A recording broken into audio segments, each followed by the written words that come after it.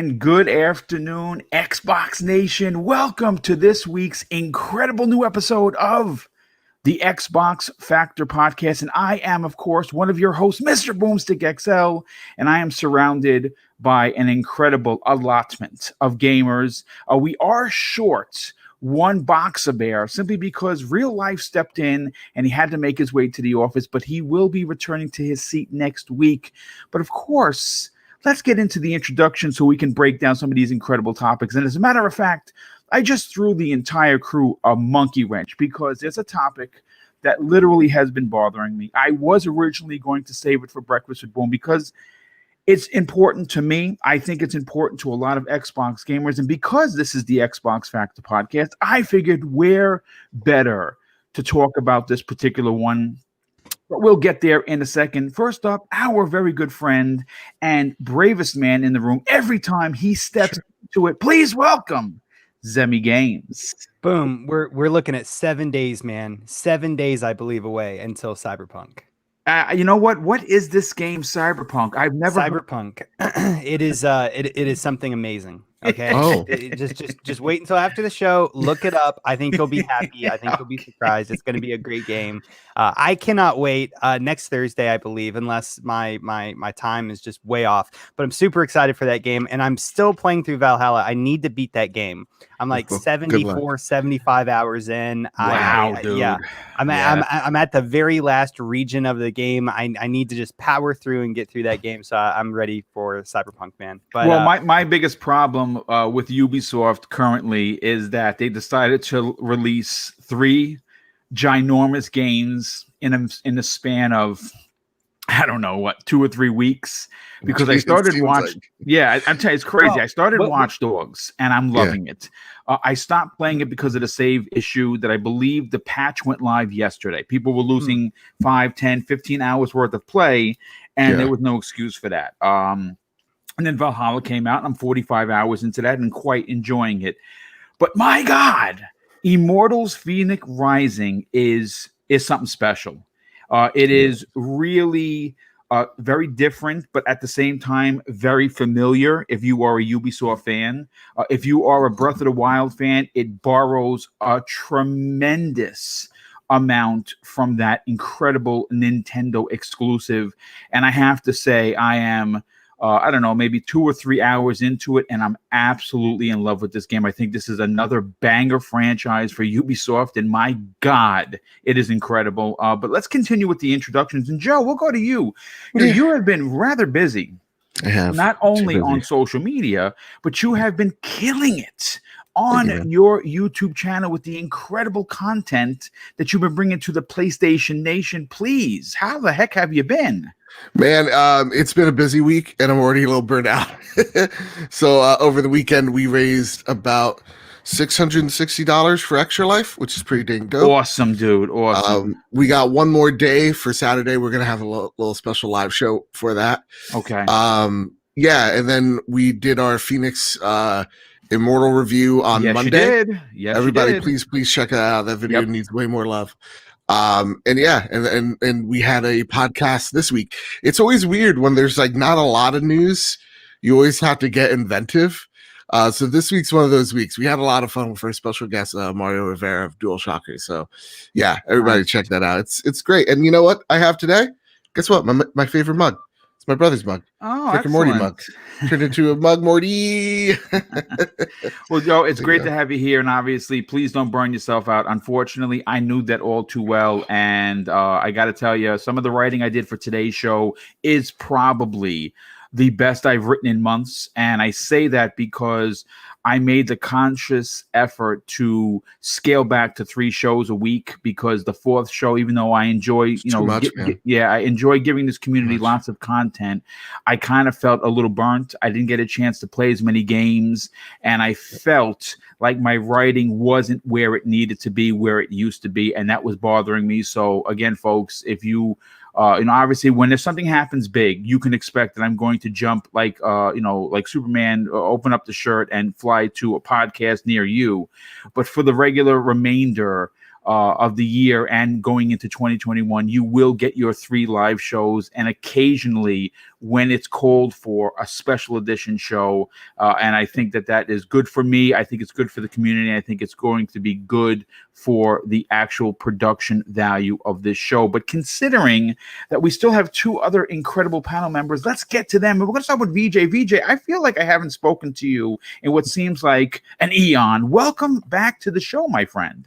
Thanks for having me back on the show, Boomer. I really appreciate it, and I'm really looking forward actually to discussing this week's topics. And, I'm actually very excited that you're here to discuss the topics, because we're going as a host and / producer, I enjoy your banter. I enjoy how in depth you get, and I'm expecting that we are going to see that return in a big way today. So Thanks so much for being here, dude. No worries.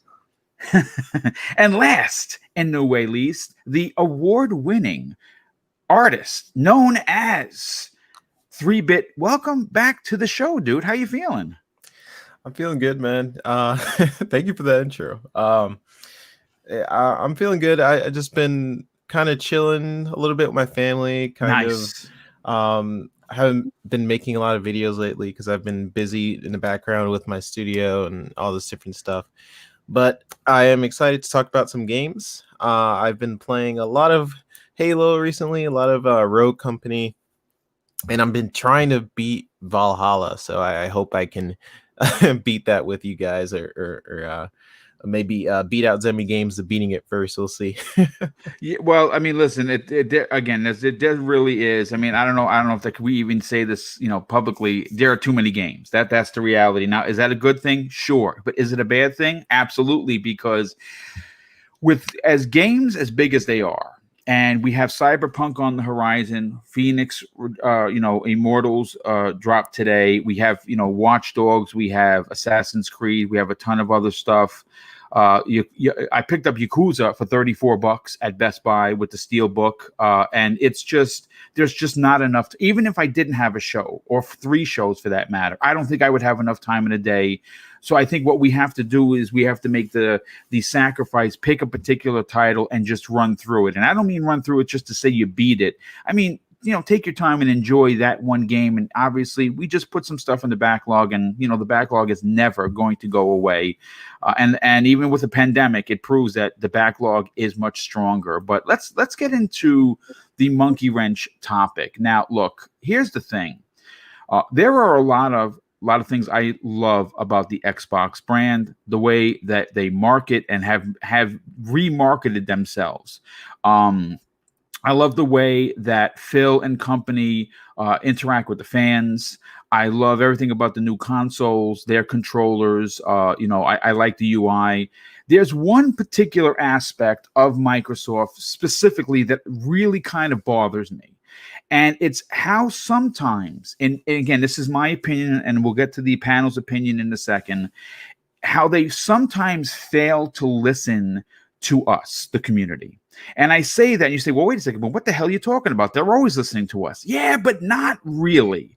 And I say that because if you look at PlayStation 5 and what they released with, okay, we got Demon Souls, which, again, I bought it. I suck at it. I still suck at it, so I'm probably never going to beat it, and that's fine. You got Miles Morales, which I'm only a couple hours into, and it's amazing. But there were 2 particular titles that they brought back in a big way. And that is Sackboy, which is a platformer, which is something that I really enjoy. I really enjoy the platforming. And, of course, Astrobot, Playroom, which I platinumed. And these are old school IPs that most people would say have no business launching on a new console. Shame on you, Sony, for bringing back these old IPs. And this is where I get into my problem with Microsoft. Microsoft currently is sitting on, in my opinion, a treasure trove of IPs that they fail to move on. And with 35 teams and 23 first-party studios, to me, it's disgraceful. And the first game I'm going to bring up that I cannot effing believe is not available in some form or fashion is Banjo Kazooie. Now, I know people like Colt Eastwood who look down on that game. And that's, of course, that's Colt's opinion, and that's fine. He's absolutely entitled to it. But when you compare apples to apples, and you see how PlayStation celebrates their IPs by bringing them back in big and new ways, it's exciting for people who grew up with the consoles. Now, I've owned every PlayStation that's ever been released. I've owned every PSP that's ever been released. The only thing I've never owned was the PS TV, because who the hell cares? And no one really did, because it was a failed project. But when you look at something like Banjo-Kazooie, one of the big things that Phil consistently says during interviews is having Game Pass as a big part of Xbox. And in some of the conversations he's had over the last, 6 or 8 months, he even talked about how certain games that would not have been possible, or they would not have invested in, if it wasn't for Game Pass. So then when he says that, it kind of starts to make me scratch my head a little bit, because, well, where the F is Banjo-Kazooie? Now, I understand people want Conquer, and I'm right there with you. I think a new age Conquer, or even an HD remaster of the original, I'll take it, right? You can bring him back. He's rude. He's crude. It's a platformer. He's a classic IP. You don't have to drop $10 million into making this game. It can be made with a small team. Yeah, it's Rare, and Rare is busy doing, Everwild, and of course, the very, very popular CFDs. And we'll get into that in one of the bites and bits that we're getting news now that, and thanks to Benji Sales, who I'm a big fan of his. He posted something on Twitter how in some of the Asian markets where Microsoft has failed before, CFDs seems to have taken off in a big way, and that's thanks to xCloud. But getting back to this topic, here's another one that came up on social media just this morning.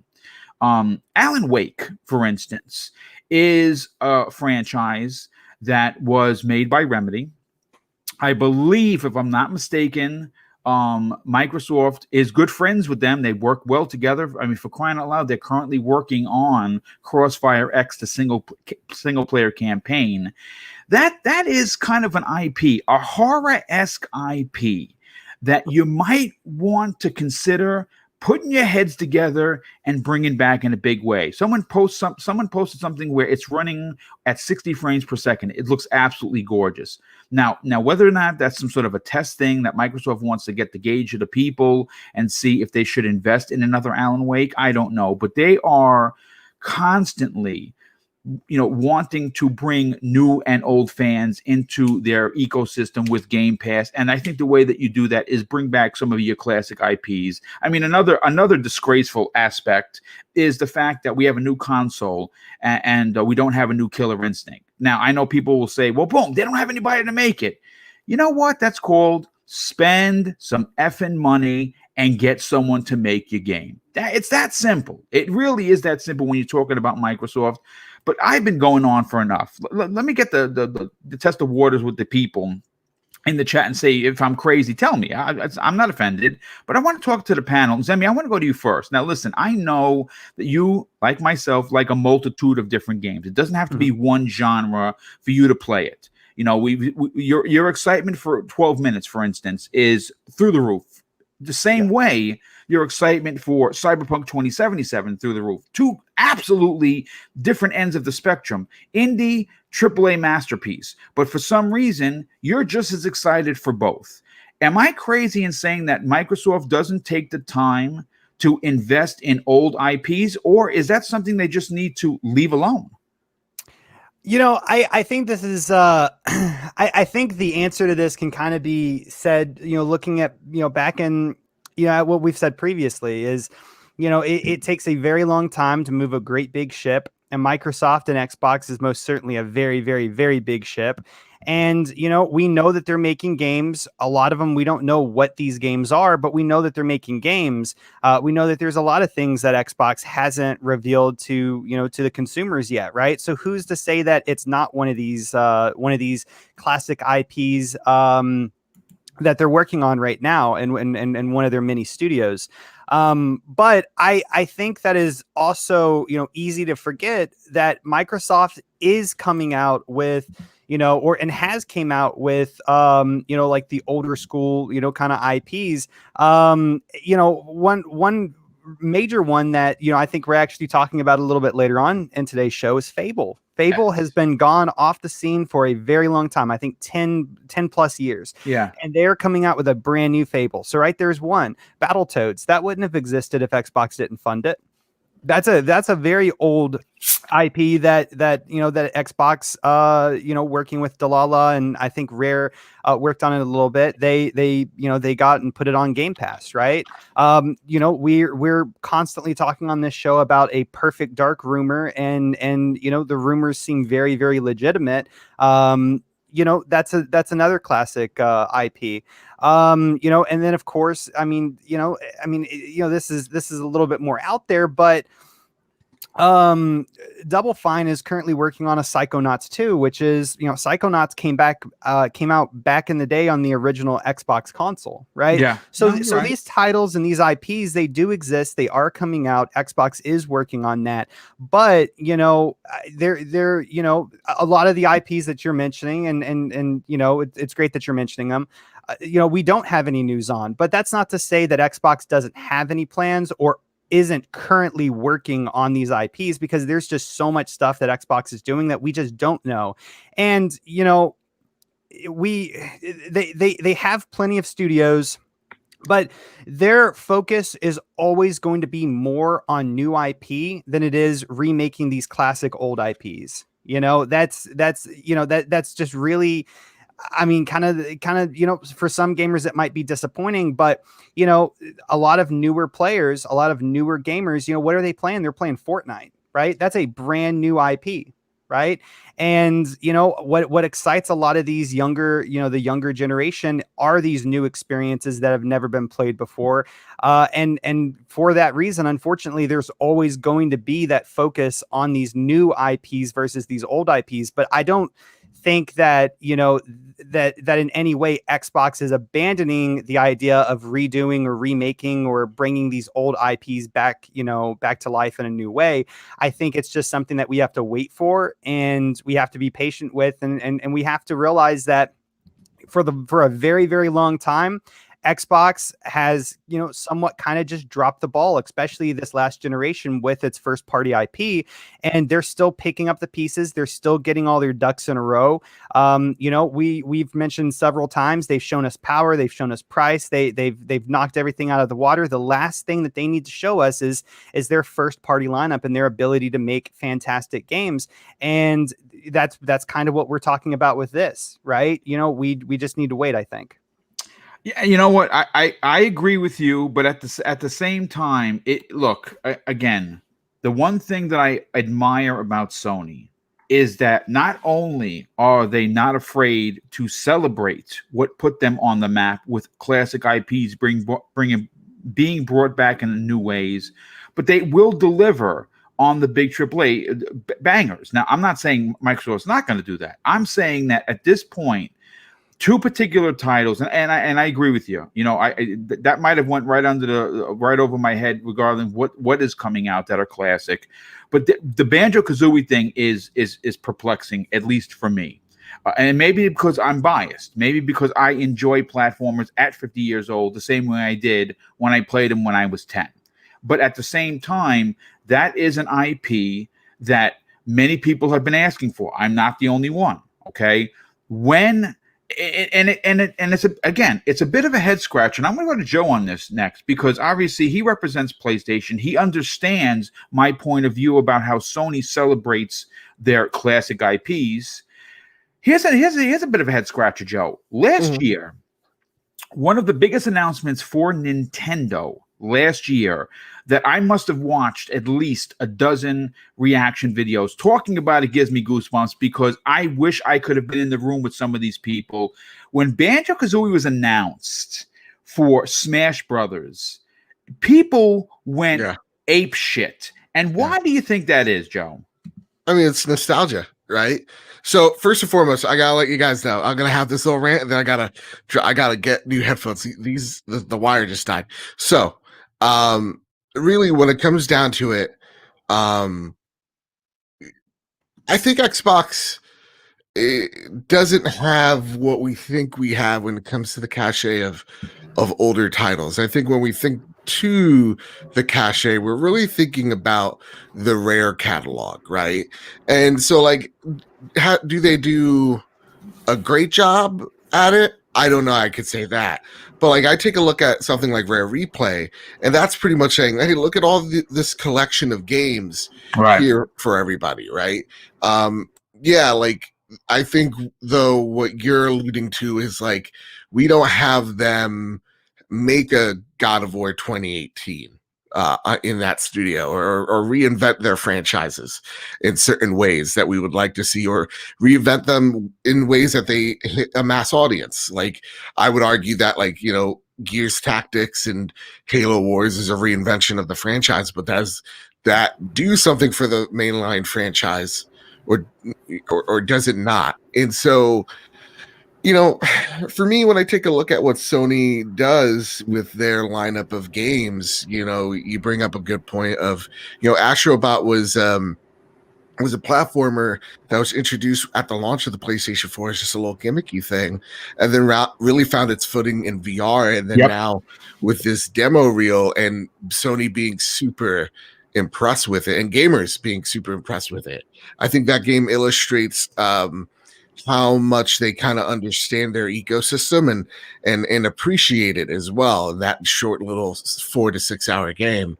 So like, when I take a look at, like a God of War, or a Demon's Souls, or an Uncharted collection, or, you know, Shadow of the Colossus, you take a look back, they're taking a look at these cult classic games, and they're just like, let's reinvent them. Like, we see that there's an audience here, so let's do that. I don't know if I could pinpoint the reason or the remedy to the situation, but like, when I take a look at what like Microsoft is offering at this point, it is like let's just break the brass tacks. For the longest time, it has been Gears, Forza, and Halo. It just has been. Right, that's been the series that has really connected for a lot of people. Connect with me, and so, you know, again, I'll always quote my good friend Sean Capri of the Xbox Drive. You know, Xbox has spent billions of dollars to get that nostalgia. They spent $7 billion to get the nostalgia that PlayStation and Nintendo has with Bethesda. Yeah. Right. That's what Microsoft has done. So, you know, they spent the money to prove that they're going to be here for the long haul. But, you know, in all honesty, when you take a look at like, oh man, I would love a Perfect Dark game, then you got to really think to yourself, well, do we need another first person shooter? Because we already kind of have that covered with Halo, right? I would argue that, like, yeah, like, do we need a Conquer? Well, Conquer came out and it didn't prove itself, as much as we love it. You know, it didn't prove itself to be commercially viable because, you know, parents bought that for their kids, and then they found out that Squirrel says fucking make shit jokes. So, like, you know, games like Banjo, though, I think the remedy to this is kind of what PlayStation does with Bluepoint. Find a studio, find a team, you know, get it out there with like Delilah with Battletoads, and just go, hey gang, we got this Banjo game. We think you guys would be perfect for it, right? Like, give it to Sumo. You don't have to give it to Playtonic. That's too poetic. You know, make something that do something that makes sense. Shake the hands, and I think that's really what. If there is a problem, that's really what it is. Is, you know, Xbox should be going out there shaking the hands more with second-party studios to get those cult classics either redone, remade, or just give them a whole new, different experience, like with Banjo, because you could do it. Like, Sackboy's is successful. Yes, it is an incredibly successful IP. You can do this. So, you know, I'm not going to sit here and say that Microsoft sucks or whatever. I wouldn't throw around the word disgraceful, because I think it's too harsh of an adjective. But I do think, yeah, like, there's no reason why they can't go out there and spend the money to go out and again, you bought the nostalgia, now build upon that nostalgia. And I think that's the big thing. I think that's what your cardinal complaint is. It's just like, yo, you have rare IP. Why aren't we seeing more of that than just Sea of Thieves? Yeah, and I get it. you know, I get it. You know what? And I agree with you. Maybe disgraceful. It might have been a little bit too harsh. Now that I think about it, but I will say that the word disappointment isn't harsh enough. Sure. At least in my opinion. Yeah. I mean, and the thing is it's like, it also comes down to like, if platformers are your jam, probably not with the Xbox brand. Like real talk, like it's probably not where you want to turn to. I think Xbox is going to be known in the coming months and years as the Western RPG studio. No, you with know what, that strain of multiplayer. Yeah. But to that point, the same way Sackboy can exist in the same launch window as Demon Souls. Yeah. The same way a new Banjo Kazooie or an HD remake or a remaster or whatever you want to call it can still hang with a Halo Infinite release. Oh, he can't hear. Yeah, okay, we'll bring you back. Let me catch up on some of these super chats. We have quite a few of them and a new channel member. First of all, the first super chat comes in from a gentleman, the Swede, all the way from Sweden. Wow, my goodness, I cannot believe that we have that far of a reach on this little show. He drops an outstanding $10 super chat and says, "Love you guys. Greetings from this." I believe it's from Sweden with an SE at the end. And of course, the Swede has become a channel member. Well, thank you, dude. That is really, really awesome of you, not only for the super chat, but also supporting Double Barrel Gaming even further by becoming a channel member. Our very good friend of the show and generous friend of that, for that matter, Philly Eagle, drops not one, but two outstanding super chats for $5. And he says, look at it this way. XGS is about gaming diversity. Waiting around for AAA photorealistic games is not their MO, and I love it, but to each their own. And that's a great point. We have Rune H drops a very generous 10. Oh, I got to see this. It says 100, but I believe it's 10. Let me just get into the chat and make sure, because I don't want to shortchange anyone, not with a super chat like that. It's 100, but it's in a different currency. It is okay. It is 10. Okay, well, first of all, Rune H, I want to thank you so much for not only being here, but dropping an outstanding and very generous $10 super chat. Says, downloading games on my fresh out of the box Series X. This is the perfect show while I wait. Dude, congratulations on getting one. And yes, thank you so much for enjoying today's show with your celebration of your new box. That is pretty awesome. We appreciate you celebrating with us. Philly Eagle drops an additional $5 super chat and says, trying to get XGS to turn into PlayStation type of game company isn't going to happen. There are more diversity seeking games, gaming than AAA fiends. No offense. No, listen, Philly, I get you, brother. And I don't want, see, that's the thing. I don't want Sony to be Nintendo to be Xbox, and Xbox to be Sony or Nintendo. I want them to do their own thing. But diversity is one of the key words that Phil Spencer brings out.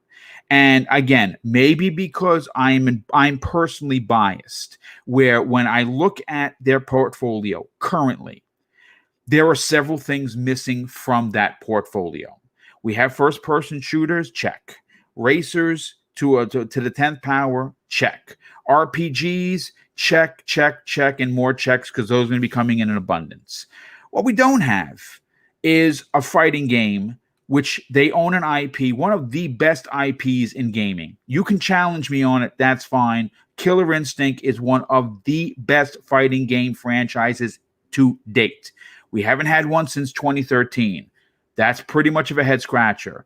Banjo Kazooie, again, those are two iconic characters that maybe Nuts and Bolts didn't do like they wanted to. But also, to be fair, Nuts and Bolts was a real pull away from the classic Banjo Kazooie. They made the game unlike something. It didn't work as well as they wanted to, but that doesn't mean you can't take a small team like a Delilah, who's a fantastic and talented studio, Sumo Digital, ultra fantastic, Playtonic, the folks that made Super Lucky's Tale, all great developers. And guess what? Because they got burnt with Platinum Games not delivering on the Dragon game, and that's a second-party studio that they invested a first-party IP into, You can't be afraid to go to one of these other studios that you have a great relationship with and say, listen, the fans are asking for it. We want you to remake Banjo-Kazooie 1. Go crazy. And let them do it. And guess what? It's going to go into Game Pass, like Phil said, so there's going to be people playing it. Now, are people going to buy it? Well, if there's a collector's edition, you bet your ass I will. Just like I buy most collector's editions. But let me get VJ on the line here. VJ, look, you've heard everyone's banter. You've heard my personal complaint. Now, maybe I'm too over the top or extreme, but I am someone that appreciates a new IP. I'm someone that appreciates a AAA IP, and I'm also someone that appreciates the classics. Am I wrong for calling out Microsoft for not delivering on older IPs? I don't really want to answer this topic poorly because obviously, I always find it a privilege to be allowed on. Answer it however you want, brother. This is a conversational podcast. Go crazy. So I normally require like a few cups of tea, Boom, so I can provide some sort of logical thoughts. But anyway, Zemi knows, right? I like him a lot. I know most 9 times out of 10 I agree with him, but there was something he said. I don't agree with Zemi that Xbox is a ship. It's an oil tanker, and I think that's much more of a suitable description. And he mentioned Battletoads as well. And I understand that Xbox funded it. If that's true or not, I don't know. But why does it only have couch co-op? Did Tim Stewart, the CFO over at Xbox, forget to budget, sort of online co-op? I have no idea. So that's an issue for me going forward, because I'd like to see the old games come back, Boom, because I think me and you are of a similar age, right? So, but if you're going to bring something back, then at least do it properly, and if not gracefully, for the fans that you're appealing to. I won't go into Perfect Dark since we'll be here till tomorrow, but safe to say, I'm safe to say that it's never been the same without Danny Dokes and Martin Hollis when those guys were at the helm. I can only say that from an Xbox's perspective, that as Zemi did say, that these games may well be in the works, Boom. At one of the 35 teams, is it? I get a loose count. It goes up. Yeah, it's 35 teams they have currently. So as Zemi said, Xbox, it may be at one of the 35 teams Xbox has, has in hand or under their command, stewardship, or purview, or whatever you want to call it, or simply for Xbox publicly facing that is at this present moment in time, they don't see it as a part of their strategy until, as you say, Boom, and that's why I always say these podcasts are so important, because Xbox fans can have their say. An idea can just suddenly appear, like this one. It wasn't even planned, right? This subject. Yeah. But obviously, fans then need to go about, in a cordial manner, broach the topic and gather support and show it to Xbox and say, look, there's a demand for this, and bring it back. And Boom, I mean, I've talked extensively and deeply, about a dystopian gaming future on other channels for our generation of gamers. And I mean you and me, right, at our age, right? Because I think we have a different outlook. And I find that very often on the community gaming nights that I'm on, because there's such a difference in such a range or demographic in terms of age differences. We are still today a large number, but things are changing. But many have their heads in the sand or haven't the historical gaming experiences we have physically, because we were there at the time. You more so than me, not in terms of age, but in terms of the gaming experience you have. I mean, literally, I just came off a private DM moments before the show where everyone had sort of were reminiscing about old consoles, and a couple of the guys had taken out some boxes from the attic or from their parents' places, unboxed old consoles and games and laid them all out, and were just so enamored with being able to hold physical media again since they'd gone digital over the years. So it just shows you what goes on behind closed doors that people don't see. There's an incredible love for historically classic and brilliant pieces of art, that's what I call them, that we connect to sentimentally and joyfully with the remembrance of sorts. Nostalgia is an understatement and a poor choice of words. Sorry, Mr. Badbit. No, I'm just kidding. I just had to get a poke in for our friend in Sifo. How dare you? Luke sucks. Luke sucks. Don't be a puppet for Luke. Luke Lore, by the way, is going to be guest appearing for his first time on primetime gaming this upcoming Monday. That's right. Tell him you're busy. Tell him you can't. No, the do red it. carpet has He's been gonna put ruin down. it. Luke, if you're listening. He doesn't even deserve a floor, let alone a carpet. What are you doing, Boom? But jokes aside, Boom, sorry I can't offer you more.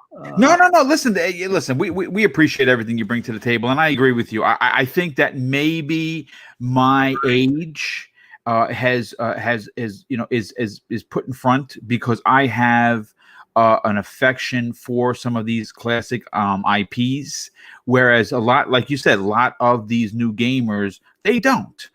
I still don't think that is enough excuse or reason not to revisit some of your classic IPs. And like I said, we've seen success done on Sony, and if you look. Listen, I mean, Nintendo does it, right? They bring back Mario and Zelda in a new way, sure, but they're old IPs, which means that they respect where they came from. And if you look at like the Nintendo Switch, when that launched, it bookend one of the most incredible launches and one of the smallest launches in the history of Nintendo.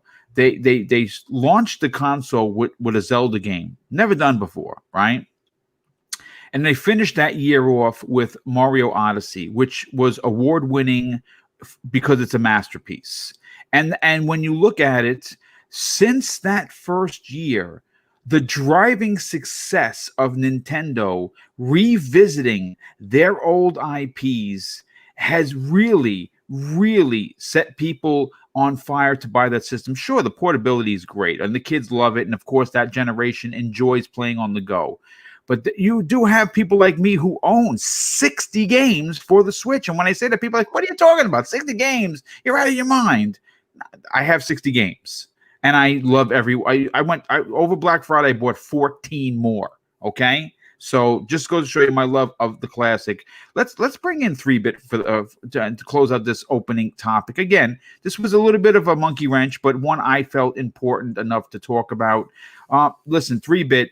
You're relatively new, to the program, so I don't necessarily know you like I know everyone else. So my question to you very simply is Microsoft sitting on pay dirt, meaning that they need to revisit some of their older IPs? For sure.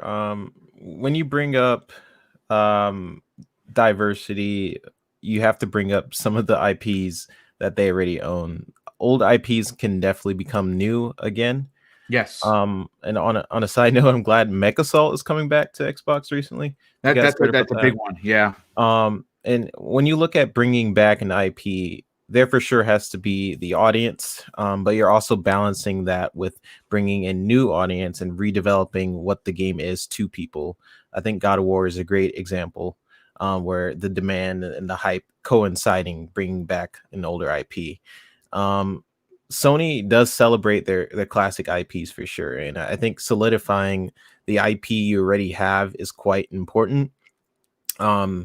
And while the two different companies have different goals, Sony and Xbox for sure. I mean, we had Jim Ryan saying that long ago, that investing in new IPs is very risky, and they're not sure if they want to do that. I don't necessarily like that statement, but I can understand it in the sense what's going to be successful, with quotation marks.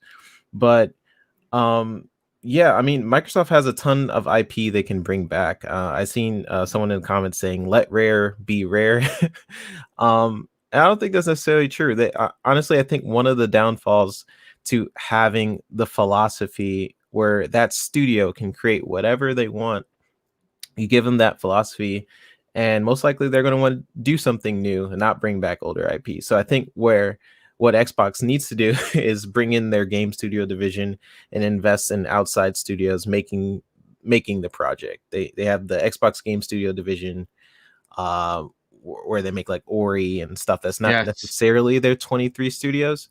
I think if it's not just Rare or something, and if Rare, let's say they just want to focus on like newer IPs, then Microsoft owns them, so they can invest in this studio portion and have an outside studio who is passionate about those IPs really come in and invest in it. And you think about it, it's not just Rare. They have so many different IPs like Crimson Skies, Jade Empire, and that they can, innovate and make something brand new. And I'm one for nostalgia, and I don't think nostalgia is a bad thing. I think if you already have a formula and of what works, we already hear about Perfect Dark and all these other games that were old or is now becoming something different. There's no there's no reason why Microsoft couldn't just jump in, make that that old game just brand new again and really innovate it in different ways. So yeah, I think Microsoft really needs to do that. I think Nintendo and Sony are doing it, and they're doing it well to success. Yes, they're doing it well. So I hope they do it.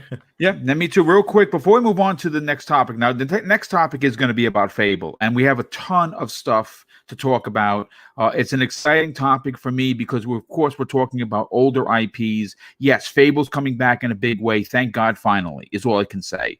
But before I get to that topic, let me get to the super chats that have come in. First of all, case by case basis, another generous friend of the show, he drops an outstanding $5 super chat and says this: I respect Phil coming out and saying he wants his new studios to make quote unquote what they want to make. Yes, but Xbox needs new IPs, but they are sitting on gold. I agree 1000%. Bounty Boom, our very good friend of the show, he has some fantastic news. He drops an outstanding $2 super chat, but he's celebrating up. He says this: what's up, Boom? Got my new Xbox Series X, and I'm loving it. Congratulations, dude. You have been one of the people I've been pulling for the most to get one, and I'm so happy to know you finally got it. Nine Lives, another generous friend of the show, he drops a $1.50 super sticker. Well, thank you for your generosity, Nine Lives. Definitely appreciate that. And, of course, you being here to listen to the show, as always. And a very good friend of the show, Chaos Mike, drops an outstanding $10 super chat and says, keep up the good work, Boom. Just wanted to support the show. Can't wait for the Fable reboot. Yes, I thank you so much for the generosity, but also being here. We also have another super chat that just came in. And it's from Chaos Mount once again. He drops an additional $10 super chat. Says, I think Microsoft should create new studios just for old IPs and family-friendly games. That is a strong statement. I mean, listen, the way the world is set up currently right now, where you have a lot of these smaller games that people enjoy that are like farming type games, right? Don't you think Viva Pinata in Xbox Game Pass could return in a monster way? That's a game that you can throw a handful of developers at, not a lot of money, and bring it back. Like I said, I am in the camp that if you don't want to create a new old IP, like you don't really want to go into the drawing board because you're not sure how it's going to turn out, look at what Sony does. That's all I'm going to say. They do it to tremendous success with bringing old IPs by using someone like Bluepoint. There are a lot of teams out there that could listen. If you went to the team that is comprised of almost all ex-Rare people in that team that made Yooka-Laylee, for instance, which I backed on Kickstarter when it came out, and you said, hey, listen, we know your history. You guys and gals, you made Banjo what it is. We need you to take what you did with Yooka-Laylee and make it 10 times better. We want a reboot of Banjo-Kazooie. You could make that for not a lot of money, and it would get people excited. It'd be a game that could bring in the younger generation that's maybe not playing Fortnite and be successful. Again, I'm going to end it on that. We're already 40 minutes into the show. We have a ton of shit to cover, and I want to get into the next topic. Now, listen, I'm going to flip the coin because obviously now this is going to go into the excitement of them revisiting something like Fable. And one of the most exciting things for Xbox fans, and that includes me, of course, is that they have 23 first-party studios. They have 35 teams making games on the world's most powerful console. Though it's them returning to something like a Fable that has me and Zemi and many people that are in this chat super stoked, and it's about time. It's a franchise that saw 3 incredible releases, regardless of what you thought of 3, because a lot of people don't really like 3. I love them all equally. Of course, 1 is my favorite. You saw a remake of the original. You saw a Kinect game that wasn't terrible, but just wasn't great. And right now, the world needs, or at least the Xbox world needs, an adult-themed, story-driven, lifelike graphics in a Fable to match what Sony's put out and what other teams like CD Projekt Red put out with The Witcher. And I think that's what we're going to get. But something flew under my radar, and I don't understand how I actually missed this. And Zemi, you got to remind me, because I'm getting old. Sometimes I forget. There was a tweet from a Twitter user. His name is Nibble. Now, you know who this guy is. He's considered an industry insider. He drops stuff all the time. Sorry. You said Nibble. It's Nibble. I said Nibble. Maybe Nibble. All right. Well, there you go. Maybe Chuckle. You adorable son of a gun. I know. Thank you so much for the correction, Nibble. And anyway, it's Nabillion at Nabillion on Twitter. Now, he leaked some major information on the next Fable and what exactly is going to be happening. Again, folks, this is just a rumor. This is from him. This is not from me. But I feel like I'm reading it for the first time, other than writing the show notes. I kind of think I missed this. And this is what he had written on this. And of course, this post came from, a place online that, we don't, again, take it with a grain of salt. But this is what they had to say from this very credible industry insider, that Fable is going to be both first and third person. Now, I'm not a big fan of that. I just want third person, but okay, whatever. In-depth character creation, completely open world. Okay, now we're talking, right? Can ignore main quest and never become the hero of the game. See, that's extremely interesting. Now, I don't know who would choose to do that. I certainly wouldn't, but whatever. Players can build towns. Ties into main quest heavily if you get the bad ending and fail. There's going to be a multiplayer aspect. That's interesting. It says Unreal Engine, which is probably Unreal Engine 5. I believe it's safe to assume that. And it says Albion and Aurora are gone. Lands reduced to fables. The Spire was rebuilt and used by a mad king to wish that an asteroid would strike the planet. He also wished it would happen again in the far future. Eons later, and everything is new, medieval-themed new continents. And you have to stop the destruction of the planet once again. It says Teresa and the Heroes Guild are preserved on another planet via a demon door. Time travel is heavily involved, and somehow the Jack of Blades makes a return. Now, I mean, again, this is crazy. And it's a lot to get excited about, because Fable deserves a grand reimagining. I think there is no better team than Playground Games. We know for a fact that they're doing it. Just based on that little trailer during July had me very excited. What I'm hoping for is, we saw with Horizon Zero Dawn, that team came from just making first-person shooters, and they delivered on something that was incredible, that has birthed a sequel that's coming out, I believe, next year. And the same incredible talent that we've seen Playground do with their racing games, I believe we're going to see that type of tenacity come to the Fable franchise.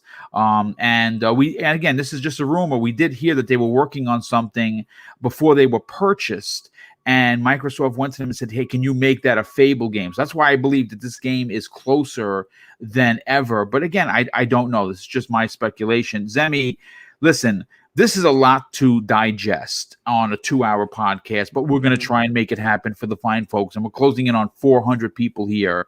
What are your thoughts on this this rumor that was posted by this Twitter member, who's also known to drop big bombs of information? Does this excite you, or do you have any concerns to what was posted? Yeah, the can be played in first person or third person. That kind of just throws me for a loop. Like, is it going to be like Skyrim where you can literally play in either first or third person, or is it more of like certain sequences of the game might be in first person, whereas like the majority of the game will be played in third person? That's one thing that kind of throws me for a loop. A lot of what is mentioned in this rumor, though, actually, we discussed another rumor or leak or whatever you want to call it nowadays. That was very, very similar to this, with Jack of Blades coming back, with the entire planet being destroyed, and then like hundreds of years, centuries passing, and like a new medieval society has been built up, but the Heroes Guild is still around, like through like a demon door to like another planet. A lot of that was in a previous leak / rumor that we were talking about on this show.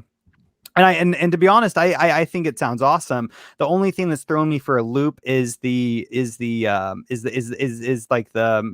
perspective, like the first and third person kind of bit that really kind of just throws me for a loop. Okay. But I will say one thing. And I believe that innovation is really important in games. And I've just recently played a game, and Fable needs to take a page out of the book of Assassin's Creed Valhalla. Okay. I never knew chickens could be so ferocious. I never knew. I attacked one by accident, but yes. I was getting attacked by some of the guards. I was getting attacked by chickens as well. Yes. Well, this is the moment that I first experienced.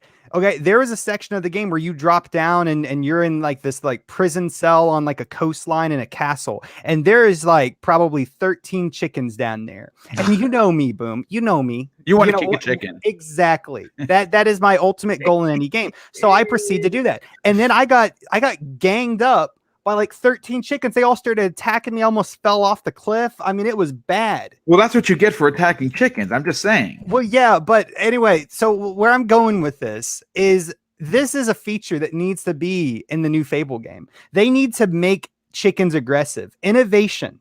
That's what I'm talking about. I want the next Fable game. Not only can you lock chickens up in cages, but I want them to furiously attack you and try to knock you off cliffs. That would be absolutely amazing. That would be something. But just to wrap this up, I think that this leak, rumor, whatever it is, it sounds pretty good. The third person, first person is kind of just confusing me, but I would be perfectly fine with this Fable game.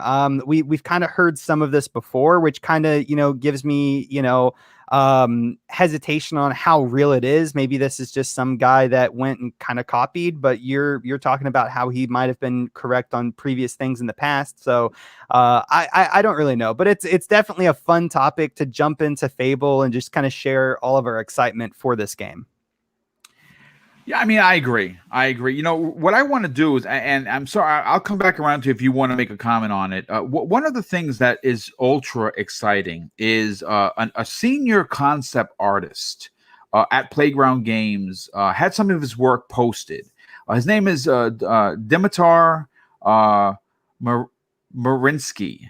And of course, he is a senior concept artist at Playground Games. And I'm going to bring up some of his work.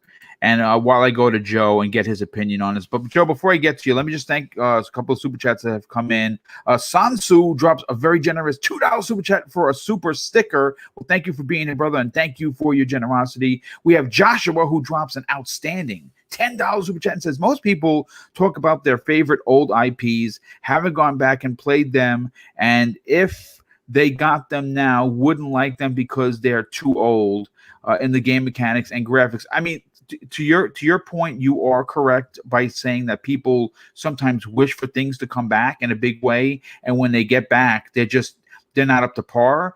But I'm not one of those people. I play old games still, because I guess that's what you do on Xbox. You play old games because we can, and I enjoy them. And yes, some of the mechanics are they a little ancient? Sure, especially when you're playing new games that are so fast and really, control fantastic. But for me, that wouldn't matter, dude. I mean, I think that Banjo Kazooie, in whenever it came out in '98 or whatever, Yes. Is it a little clunky? Sure. But could those controls be converted to better controls? I believe so. A very generous friend of the show, Scrub Nurse, he drops an outstanding $10 super chat and says, "Sup to the panel and chat. Fable has been long overdue, and I'm excited to see what a new studio can do. I think Playground can pull it off.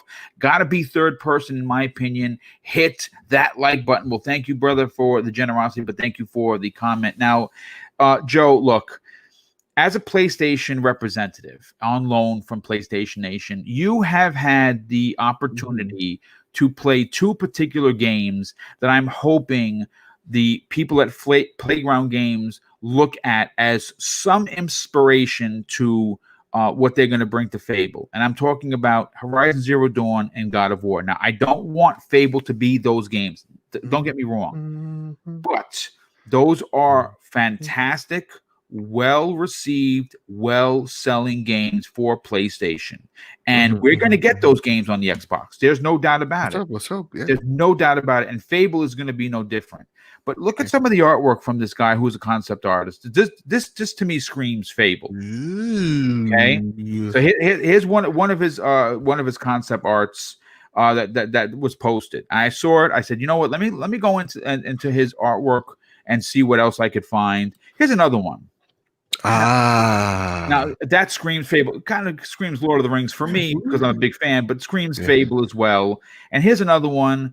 I don't know where this is, but looks like it's hell revisited. But Joe, listen, when you hear these rumors, now again, of course, they're just rumors. We did get a chance to see what Fable should look like based on the trailer. What are your thoughts on what Nabillion had to say?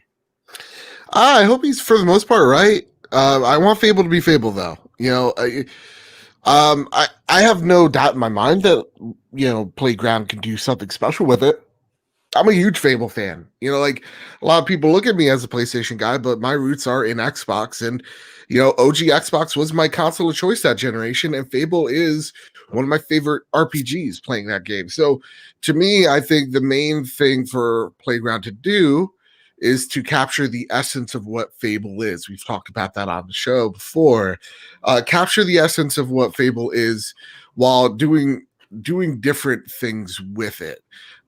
So hearing that like Albion's destroyed and there's now this huge world opens it up. That actually excites me the most out of anything he said, because now like it opens up the world, it opens up the lore, it opens up the storytelling, it opens up the locations that you can go to rather than it just be England all the time. Now you have other places to kind of go. So if they wanted to make a game that's like a South American, environment with different art styles, cool. Like if they want to go to, have like a deserty feel to it, they could go there as well. Like there's just a lot they can do with the IP in terms of world building. I don't know how I feel about the time travel. That's actually the really big thing. That, like, what am I going? Am I hopping in a DeLorean and like the whole plot is everyone's become an asshole? Like time travel always kind of weirds me out. A movie has to do it really well or be Back to the Future for me to be really invested in it. Likewise with games. So for me, that's where the only thread that I'm not over the moon about, because their games have always been this medieval fantasy setting. I like when games sneak it in. Witcher did it really well. Witcher 3, there is a quest line where Ciri tells you she went to the future with one of the characters, that she entered a world where people were enhanced with machinery, hinting towards Cyberpunk 2077. Oh yeah, and like that shit's kind of cool. Throw hints like that, throw little Easter eggs, but like whole time travel element, I don't know. But again, I hope it's good. I hope. Well, I mean, they don't necessarily have to bring a DeLorean to the conversation. They could definitely just go through a portal or one of the. I would prefer a DeLorean. Yeah, of course. Back to the Future 2 DeLorean. Let's not get crazy with 3. We don't need a train either. Just throw the Mr. Fusion in the back. We're good to go. I sat in a DeLorean once. That should be really the main topic. No. It was cool, you guys. That is pretty cool. BJ, let's get your opinion on this. Obviously, we opened up the show with talking about how Microsoft has, to some extent, not listened to the fans on classic IPs. This is one of the IPs that people have been screaming from the high heavens about, and they answered in a big way. It was probably one of the worst kept secrets in gaming. We knew Playground Games were making it. We had no confirmation until July. Now we know. I feel, this is just my opinion, I think the game is close. How close? Well, shit, I have no idea. Do I think it's holiday next year? I don't know. I'm going to be honest with you. Do I think it's potentially March, April of 2022? Yes, I do. I think that, where we are currently on the calendar and what we have in front of us, even COVID coming back in a big way, I still think that we could get a new Fable in under 2 years. I would like that to happen. I don't know if I'm going to get my wish. But when you hear some of these rumors, and again, they're just rumors, does anything jump off the page for you as a Fable fan?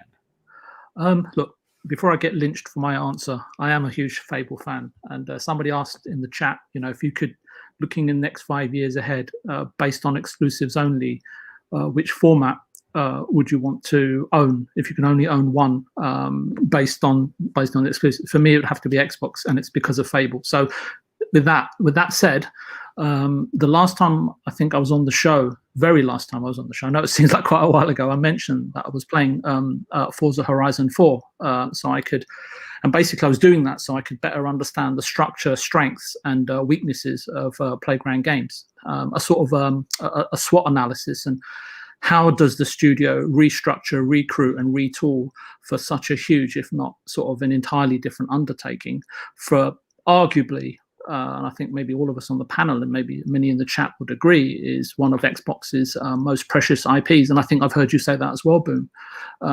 Playground Games, for me at least, currently stands as one of the most credible, consistent, and capable studios in the Xbox stable of first-party developers. They are now, as we all know, charged with delivering or reinventing Fable, much like Corey Santa Monica was charged with reinventing God of War. And I hope the team is aspiring to something like that. I think Zemi said, it's all about evolution. I can't argue with that. Not one thing, not one little bit at all. So the trailer reveal, which we saw back in the summer, I believe it was a summer, right? The summer show. Yeah, July. Yeah. Mm-hmm. Yeah. Gave me, and I said again straight after that show, thank you for inviting me back on the show, because I was able to sort of give a response to some aspects of it. Gave us a glimpse into the heart of intent as to what Playground Games are striving for and what they would like to ultimately achieve in terms of their vision of Fable. I said at the time it's a very good start and very intriguing and very exciting, but I've seen in my time dozens of trailers from AAA endeavors behind closed doors that have never seen the light of day in terms of even ever getting an announcement, because obviously when they started developing the game, it's never lived up to the premise or the promise or the pledge, right? And I, for one, and we talk about Xbox listening to us, and I want them to listen to this. I, for one, do not wish or want to see Xbox and Playground Games repeat the Halo Infinite 2318 announcement trailer, which was to date, and I was shocked when I checked, Boom, it's like received nearly 7.5 million views just on the Halo channel alone. I've never seen those kind of numbers, for Xbox. Right. So and I want it to be good, and this is why I'm saying these things, Booms, to then showcase for Halo what they did in the summer. The disparity in intent was jarring and disconcerting, to say, for many. But looking back at the Fable trailer from the summer, I have to say that it could be argued that the trailer clearly contradicts the list of items the leaker has said. In fact, the information he or she is providing, I'm sorry, I don't know the gender of the person, is really just a list of high-level initiatives, ideas, or concepts to be wrestled and played with, or simply points to sorry, my words aren't coming out today, to a high-level sort of concept discussion any studio would review as a matter of due course. There is nothing there in terms of concrete evidence, and you could simply retweet the list and apply it to something like Avowed, for example, as a leak, and it contains all these things, and it certainly wouldn't look out of place. I don't know enough about Playground Games other than what I could glean from Forza 4 and how the company was formed in the beginning. 2021, just to sort of get back to your key question, is 2021 seems like an unlikely release date, and 2022 or 3 would be my bet. God of War was developed, as we know, over a 5-year period or so. Yep. Before it came to fruition. I think we have to factor in with the sobering aspect of this is that the Sony had a ready-made studio with many of the development staff historically familiar with the franchise in itself. So Playground Games needs time, patience to conceive the project, play with their ideas, define the tech, and as again, going back to what Zemi was saying in terms of evolution and being able to sort of progressively create new ideas, for the project, but also from a structural point of view, they all, besides the tech, and 3-Bit can obviously talk to you more about this because I've been out of the industry for a while, but also create and define new pipelines and spend time, most importantly, Boone, with the resources that they have had, and Xbox is hopefully providing them, is to pick and choose who they recruit, and that recruitment process is fundamental to the success of the game, since it's primarily been a racing game studio since I can remember, right? And that's a significant and crucial hires that they need to make.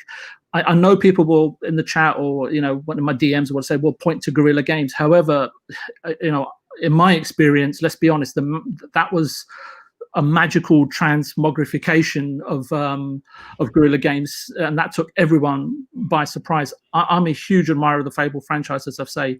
It inevitably comes down to the vision holders on the project, Xbox's management, the marketing, analytics, and finance, which we've gone over before on the show, departments.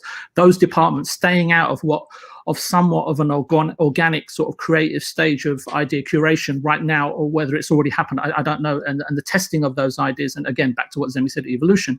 I don't know the vision holders or who the Corey Barlog is. And we've talked about this sort of thing on the show before. I know we've talked about, old games coming back, but we also want to know more about the personalities that are heading up each individual studio, if not the teams, Boom, so that we can relate to them, right? And we can understand their vision, and we can be on the journey with them as to when all of these games are going to come out. And we don't have enough time to play what we've got now, let alone what 35 odd projects are coming, down the pipeline. But I'd like to know who that equivalent is at Playground Games for this particular franchise and title. But what I will say is that it was not Peter Molyneux who created and designed the original Fable, and I've talked to you about this offline, Boom, before. The concept art, again, no disrespect to Mr. Is it Mariansky? I'm sure he's a fine fellow with plenty of artistic and technical talent, but I've seen sublime concept from all over the world. Art that is, again, subjective. Again, it is very subjective in nature in terms of how it appeals. However, a unique vision or artistries, gets pretty much seared, stamped, and stapled in your memory. And you made a really good point, Boom, where you said that looks like Fable or Lord of the Rings. I want it to be more definitive than that. Sorry to sort of jump onto that point. I just thought it was a pertinent one for me personally, maybe for others as well. But this artwork is okay, but not breathtaking and memorable. And that's my honest opinion. And it's just my opinion, right? I'm by no means an artistic savant, right? And as they say, beauty is in the eye of the beholder. So if it speaks to you, then I'm not one to stand in the way of another's engagement and experience. Finally, what I would like to say is that many of us, as I said, think Peter Molyneux created and designed Fable. It was actually two brothers, the Carter brothers, Dean and his brother, I forget his brother's name, who created and designed the world and developed and wrote the story and the nuanced humor that we've all come to love, cherish, and admire. Peter came in at a much later stage and helped to frame the game and added his sort of creative experience and expertise to sort of help shape the game's vision, formula, and structure. Something maybe similar to the role that Rod Ferguson's played, maybe at Epic, or definitely when he left Epic and he went over to Irrational Games to help take to ship Ken's Bioshock Infinite. As I say, the real people behind the inception creation of Fable were the Carter brothers and Big Blue Box, where they were at the time, who worked with Peter back at Bullfrog before EA came in and do what EA do best, but we won't go into that. I mean, we could continue to talk about the Carter brothers, but in terms of the sort of Dean's brilliance and breadth of vision he had for Fable, but I don't really want to go into that now. But what I will sort of say is I do wonder if, just on a personal note, if the Carter brothers will receive an honourable mention in the credits, or at least be sent a portion of Savoy and chips each. But once the credits roll at the end of the game, or inevitably, what we want to see is the reimagined Fable release. Boom, given your previous career, you know why I'm talking about this. You know all too well and better than any of us of unsung heroes in the Force, as well as the community you've protected, and the pricelessness of a timeless gift. And I really do hope that Fable is that game. Yeah, no, and I agree. Joe, you want to jump in and say something? Yeah, I was gonna say, if you don't like VJ's opinion, at Insipid Ghost, and just go, boo, you suck, you suck, man, you suck. Well, listen, I'll say this, and I might get booed. I don't want the old looking Fable. I just don't. I think that we had a trilogy. It was good. I enjoyed it. I don't want a better looking Fable 1. I just don't. I think that at this point in the game, we need to reimagine the Fable. You want to kick chickens, Zemi? Fantastic. You want to throw a fart at your enemy and hopefully it takes off some hit points? Good for you. I want a more adult themed Fable. Am I wrong for that? Shit, I don't know. But let's get 3-Bit's opinion. 3-Bit, listen, you've heard everyone. You've heard VJ go into tremendous depth as usual, and we appreciate. There's no doubt about that. What are your thoughts on not only the rumors, but what are your personal opinions and feelings on Fable? Where does it actually need to go to be successful? I remember going back and forth with some of my friends who are literally waiting to buy an Xbox just to play Fable. By the way, there is definitely a fan base out there. But I'm really looking forward to this new Fable. I'm a big Fable guy. One thing I really loved about the series was the humor. So sort of different of opinion there with Boom. But I was worried the wacky humor would be lost until I saw the trailer in July where the fairy gets ate by the frog, whatever, and then I realized, and again, that was classic Fable. Yeah, for sure. In terms of the art styles, is where I do agree with you. Like, I hope the humor is somewhat there, but the art style, I do hope it is more realistic and more grounded. But I guess we'll see what happens with that one. And I'm really looking forward to Playground Games just trying something different, because I know what it's like to work on a project that you necessarily don't like, but work on something out of habit more so. And we know Playground Games have been sort of perfecting the racing game franchise for a long time. And they've been working on it for a while, so it's cool that they get to try something new and unique here with the Fable series, and I'm sure that the team there is very excited working on that. And something Playground is quite good at is optimization, and so I can only imagine how they're going to take their talents into an open world game. What was weird to me is the rumor said it's Unreal Engine, and most of their games are built in their own engine, like Turn 10 and the Forza Tech engine, which is what it's called. But can you convert the Forza Tech engine into open world third person though? I mean, I know that they did well with what they did, but listen, I'm not a designer. You're a designer, so you would know. Can they convert what they did with the Forza? For sure. I think the better question is, would you want to? No. Yeah. Which is what the one thing that stood out to me in the rumor was that like I see, like, you guys did point out different stuff I didn't think about too, like the time travel bit, which I was like, oh, I didn't even really see that part. But yeah, the engine a bit like sort of stood out to me, like, that's interesting. I know Unreal Engine is one of the most popular engines out there for sure, and if you want to acquire lots of new people, which I'm sure they are doing for this game, then I'm like, okay, maybe, because they have to obviously acquire a lot more talent for a game like Fable. So that's where I'm like, okay, maybe they don't want to teach people a whole new pipeline for the games, because the Forza Tech, it's their own pipeline, and something VJ mentioned is what is their pipeline for the game, and how can what they have done translate to Fable. One thing I'm really interested in is the time travel bit and building your town. I'm really interested in to what extent could we potentially customize our town with the rumors. And it says multiplayer to an extent. So I hope that extent doesn't exclude it co-op, because that was a cool thing about the previous games.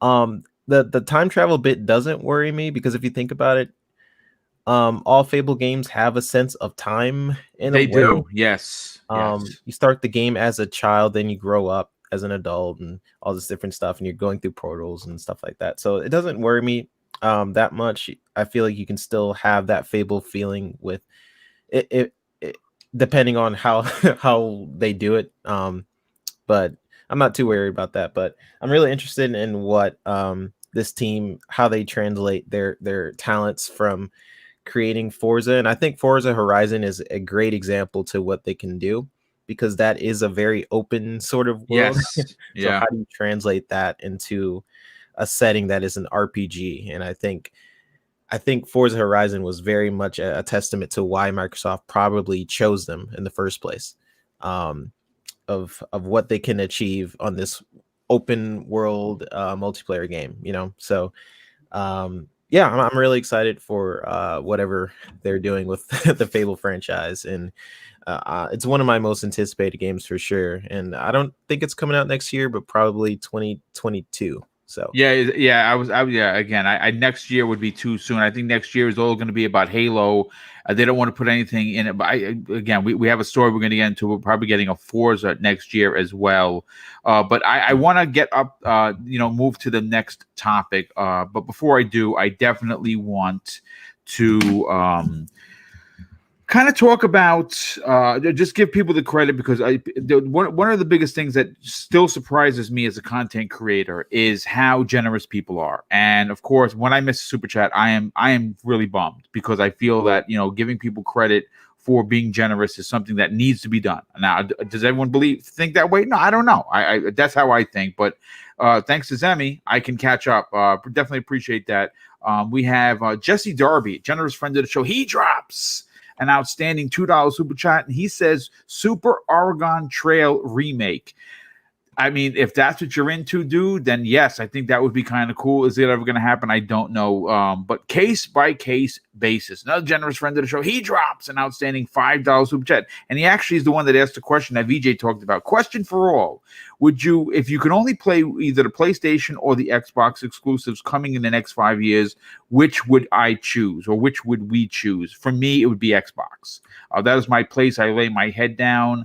I know that Sony has amazing first-party games that we know about, and plenty of others that we don't. But I'm still always going to be an Xbox gamer, and that's what I would pick for sure. We have Antoine Williams drops a very generous $5 super chat and says, "What happened to Avatar? Like the 360 days? I thought that they hired people, hired PP. It would have been a better UI.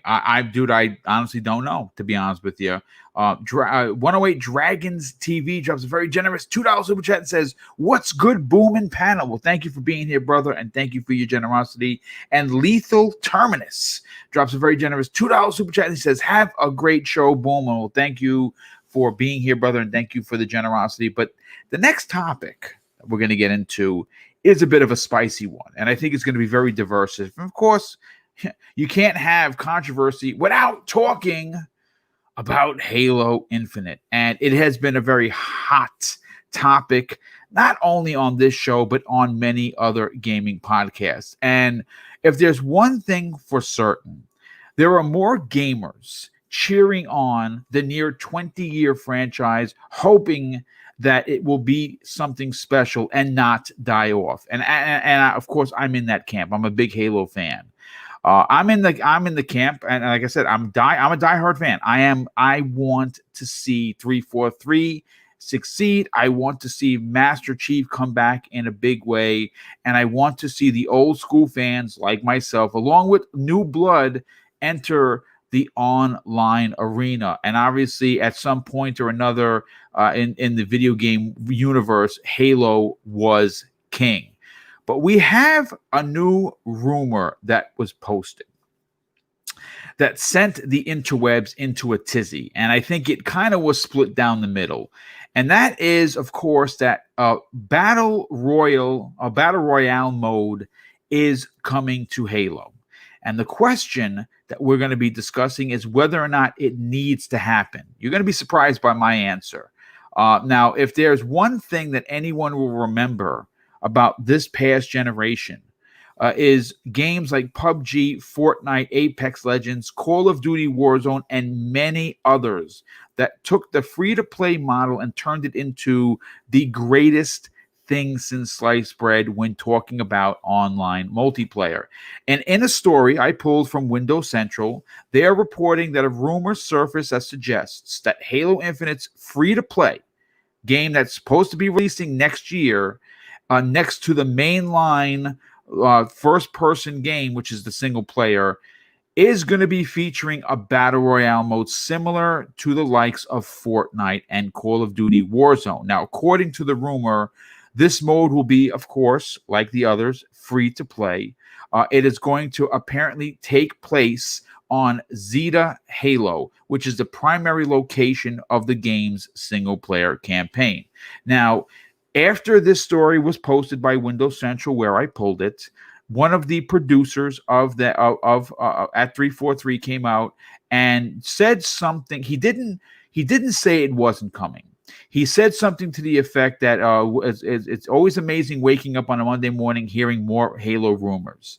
And obviously, we heard way back, and I got the quote here. Jeff Easterling, known in the Halo community as Grim Brother 1, said, and I quote, responding to early battle royale rumors, the only BR we are interested in is the battle rifle, and the original BR. So calm yourself. And he talked about that during a live stream. But here's the thing, folks. Now, look, I don't play online multiplayer shooters. I play Titanfall. I don't play Call of Duty, Apex Legends. I've tried it, just not my thing.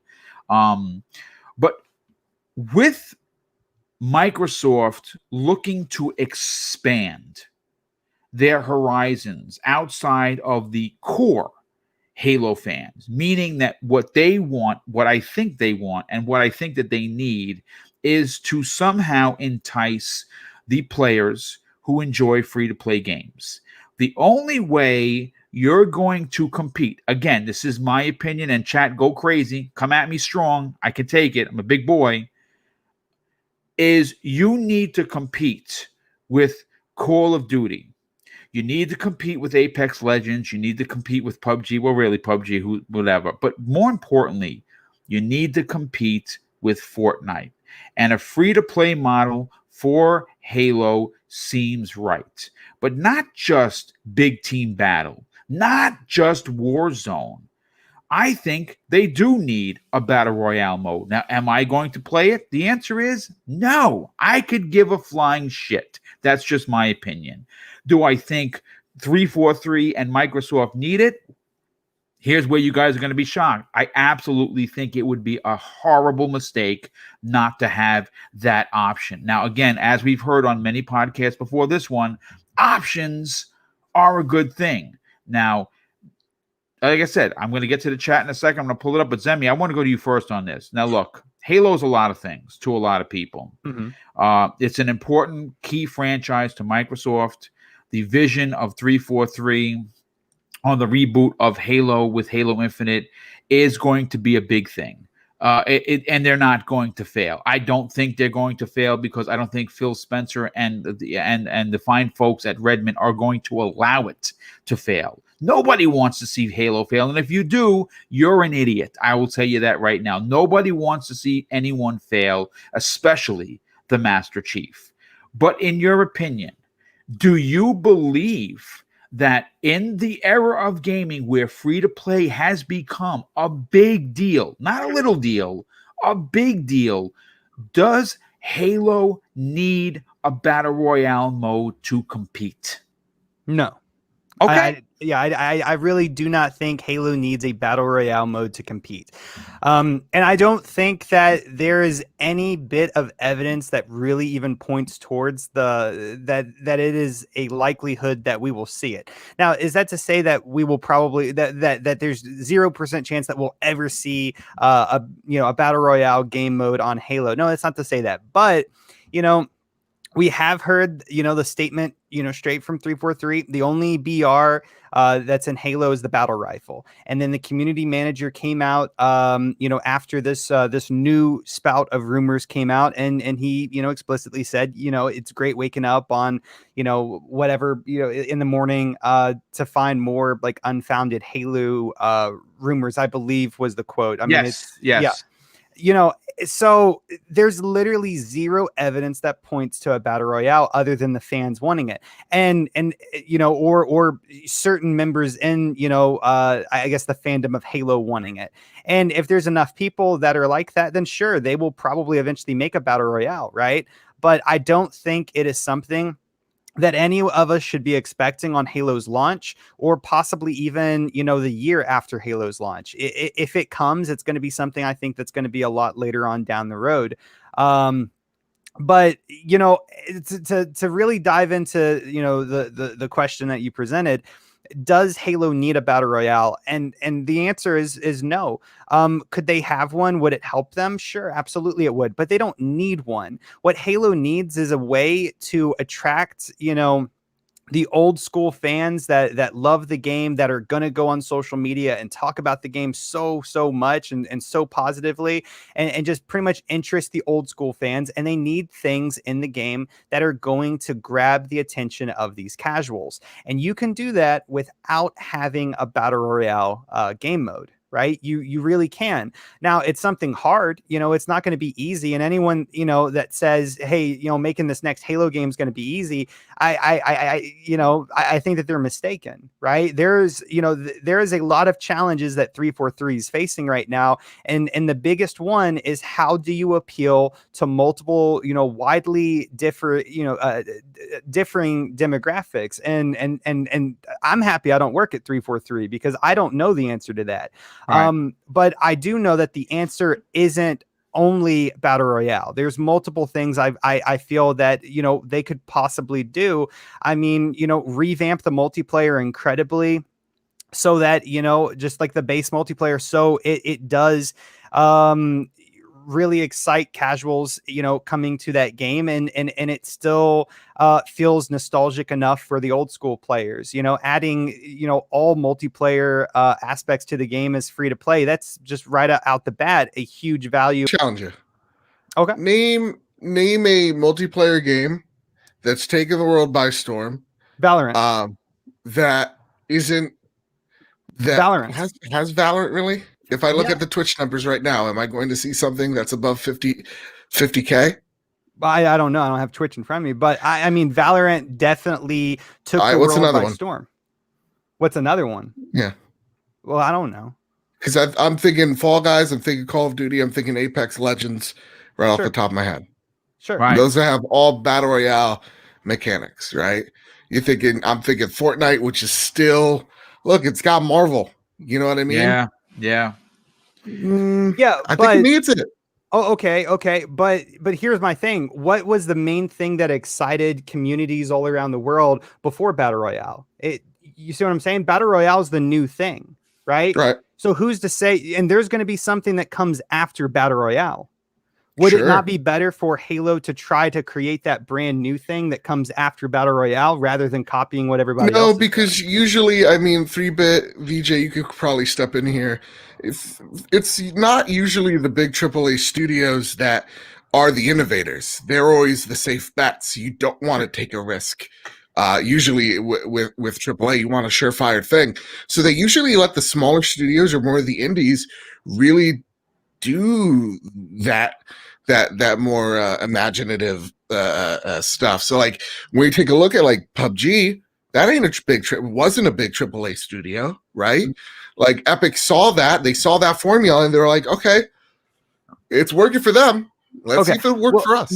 My main platform that I'm on though is that Battle Royale isn't the only answer. There's definitely other things could be that they part of could the do. answer. Absolutely, but the question was, do they need a Battle Royale? And I don't believe that they do, because I believe that there are other ways of going about their end goals. Look, I want to read a comment, and there's been a lot of really good ones. Vincent Matlock actually says something really interesting. Thanks for not only hanging out, Vincent, but also dropping this amazing comment. He says this: I'm a hardcore Halo fan. And as good as Halo 5 Arena was, 343 forgets the bread and butter is BTB, Infection, social game mode / custom games, Griffball, etc. Need more fun, not MLG shit. 5 suffered for it. And look, again, I don't have it as a topic. Surprisingly enough, because this is obviously an Xbox show, but Microsoft just made a monster purchase that no one's talking about. Yeah. And I have it right here. Let me just bring up my Twitter picture so I could read it verbatim. It says this: Smash GG. If you don't know who they are, and I honestly didn't. I didn't know who they were because I don't really care for esports. It's just not my thing. It's a thing for a lot of people, which is not my thing. Well, apparently Microsoft acquired them. Yeah. And that is a big deal. And it says this is what they had to say. This is the direct statement from Smash GG. Since we started in 2015, our goal has to build an active esports scene around the games people love to play. Today, we're excited to take that next step in the journey by joining Microsoft to help strengthen our existing relationships and explore new opportunities. Smash GG will continue as a self-service esports platform available to tournament organizers from all game communities. If you have any questions about existing tournaments, please reach out to hello@SmashGG. Now, look, here's the thing. I only bring that up because everyone seems to be and there's a lot of people in the chat that are very against a BR mode coming to Halo. And here is where I have to step in, where I believe logic has to take over. Okay. If you look at who is currently playing Warzone, it is classic Halo fans, but there are a lot of new school younger gamers. If you look at who is playing Fortnite, the majority of these people are younger gamers. Halo is a franchise, regardless of how much you love it, hate it, or otherwise, is very long in the tooth. I appreciate it because of its 20-year history. I've loved just about every one of their games. 5 removed from the conversation. But 5 had an incredible multiplayer in Warzone. They innovated with Halo multiplayer. I think they need to come and look from an honest perspective, even though Battle Royale may not be your thing. But you have to Joe's point, what are the biggest Twitch numbers? They are Battle Royale based games. Now, granted, I understand, like Zemi, well, they don't have to copy, and I wouldn't like them to copy, and I hear you. But sometimes we got to do things that we don't like. And I think that they could be successful in having Warzone. I think that they could have shotguns and snipers. I think that they could have Infection. And I think that they could, to some extent, bringing in enough people to help develop it, a BR mode that would bring in new people to the franchise. When you bring new people into the franchise, you bring new people into the Xbox family. Right. Those people become Xbox gamers. I think this purchase of Smash GG is a clear sign of Microsoft wanting to be in the conversation with their first-person shooters, i.e., Halo Infinite. And I think, regardless of whatever they're saying at 343, that mode is coming. Joe, what do you want to talk about right now? Can I jump back in real Oh quick? yeah, please. Oh yeah, sure. Yeah. Come back in. So Joe, Valorant does have above 50K. It has 88,000 people. Yeah. And the #1 game on Twitch besides just chatting is Counter-Strike, which I was about to get into, first-person shooter. Yeah. So, but what I'm trying to say is that a traditional shooter is still 100% viable and can definitely bring in that new audience. You don't have to have a battle royale. You don't have to, but when you're trying to reach mass, a mass group of people, it's definitely going to help. And I think the thing that we get stuck on is we assume this is the main mode, right? Like think about it, Zemi. Why did Call of Duty do Warzone? They don't need it. They're successful every year. Why did they do it? Well, I mean, they did it so that they could compete with Fortnite in them. Yeah. Right. Yeah. I mean, like Counter-Strike is, man, I would love to pick their brain and see what has made that such a last long property. It's amazing. I think when we take a look at like those tentpole like video games that could test the test of time or whatever, that's definitely in there. I don't think you absolutely need it, right? I'm saying it's not gonna hurt. I'm saying that people need to get over this narrative of new means things change and change is scary, so I have to hate this. No, does Halo That's a great point. Does Halo need this? No, what Halo needs is actual fucking direction. That's what it needs. Yes. Right? It needs something to get people back in. So how do you logically do that? Because we're seeing that Halo isn't hitting as it once did. Look, I love Halo. Of course, Halo is my franchise, right? I got the Nestor behind me. I love Halo. I want it to succeed. So look, am I going to probably play the Battle Royale mode if and when it comes out? Absolutely not. I'm going to play for the story. I'm going to play for Slayer. And that's about it. But again, if it means we're bringing in more people, it's free. And if you're taking a look at free mobile and free online, you're taking a look at that Fortnite model. How do you make it sustainable? And I think that is just one avenue. We don't have to look, gang, you don't like Battle Royale. No one's putting a gun to your head or a plasma rifle to your head and goes, do it. No one's saying that. What Halo needs, honestly, is that moment-to-moment gameplay that's going to make it last. And if you're going to do a Battle Royale mode, you need to make it smart. You need to make it different so that it is different from Warzone. It is different from Apex. Yes. It is different from Fortnite. Those Battle Royales print money.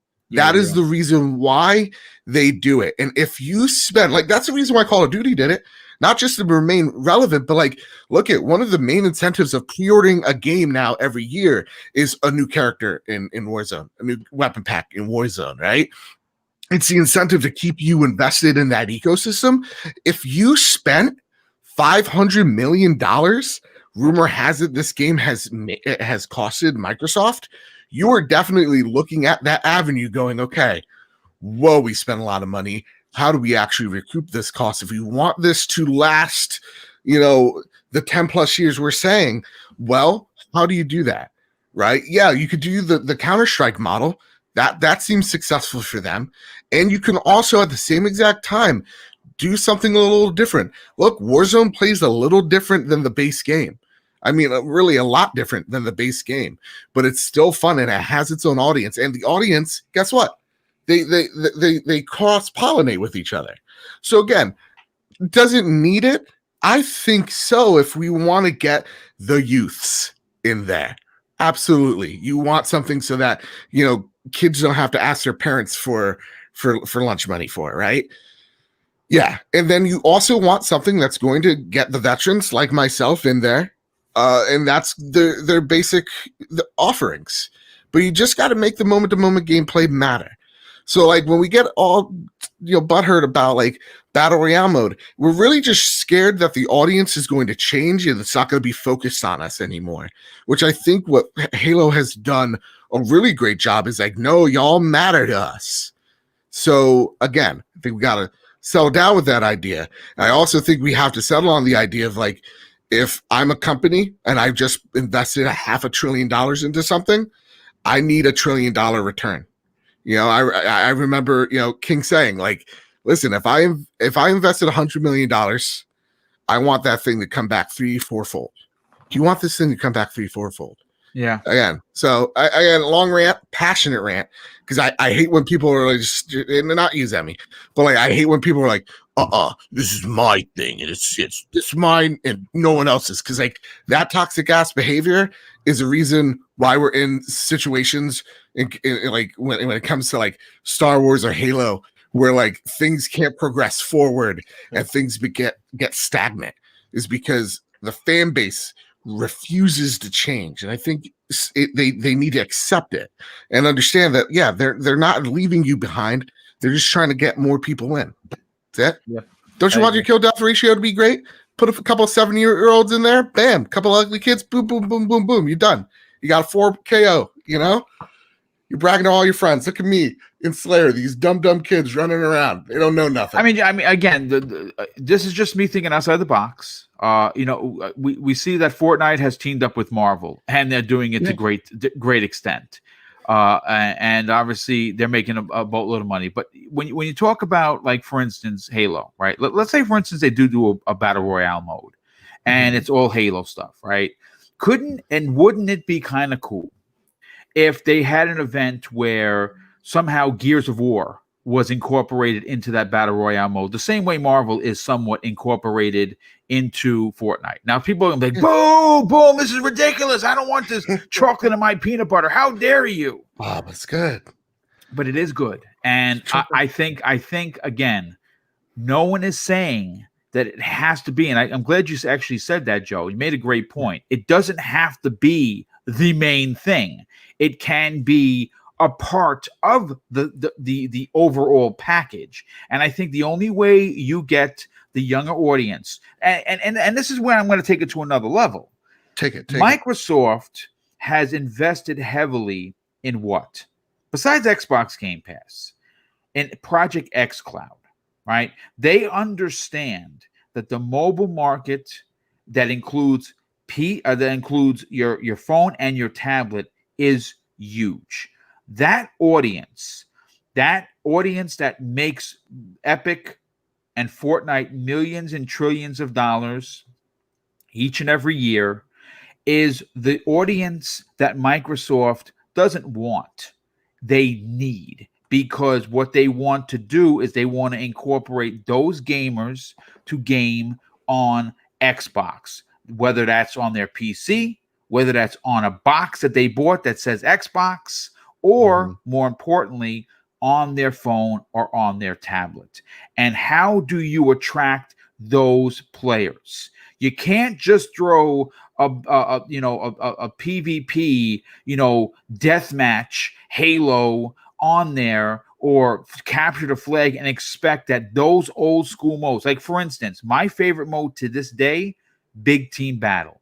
Big Team Battle is the best. There's nothing like tons of vehicles with tons of players going at each other's throats to try and win the day. That is some of my most memorable Halo moments, are those big team battles. Now, if you said big team battle to a lot of these other people, they'll probably think about Fortnite. It's okay mode, but I kind of like the solo thing. The battle royale mode is important.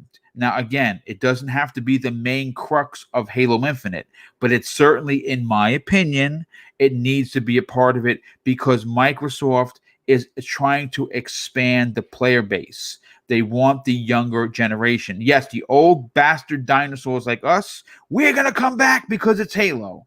But the young kids who don't have a connection to Master Chief, to Cortana, to the Covenant, they're not going to give a crap. And they need these younger players to give a crap. And how they can do that is simply by involving a very, very popular mode. VJ, I want to get your opinion on this, because I know it's going to be rather stout, and I'm looking forward to hearing it. Do you think and again, if you don't know, VJ, when he comes up with these points, he does his research. He asks for the show notes in advance so he can do the research properly. But he's also coming at this from two minds. He's coming at it from the development side of gaming, and he's also coming at it from the retail aspect. But to add more fuel to this, he comes at it from a gamer's perspective. So VJ, listen, you've heard Zemi, you've heard mine, you've heard Mr. Badbit, and we're going to get 3 bits in a second. Does Microsoft and 343 actually need a battle royale mode to be a part of the overall package to succeed within bringing in the younger audience? I can't directly respond to your question as say someone who's a seasoned fan per se, Boom. In regards to, should Halo do this, should it do that, should it have a battle royale aspect to it or not? But maybe through some of my points, you can ascertain from where I'm coming from. And I say that especially since I'm only just starting to familiarize and acquaint myself with aspects of Halo multiplayer. My first foray into multiplayer was actually last Saturday, and I didn't do very well, just so you know. I don't think I barely a few kills. But anyway, I apologize in advance if I poorly represent the conversation and debate that's preceded my comments. But I will offer you some of my thoughts from a different perspective, and as you say, somewhat as an outsider's perspective. So last Saturday, there were several exceptionally knowledgeable Halo franchise players, as you can imagine, right, on MCC.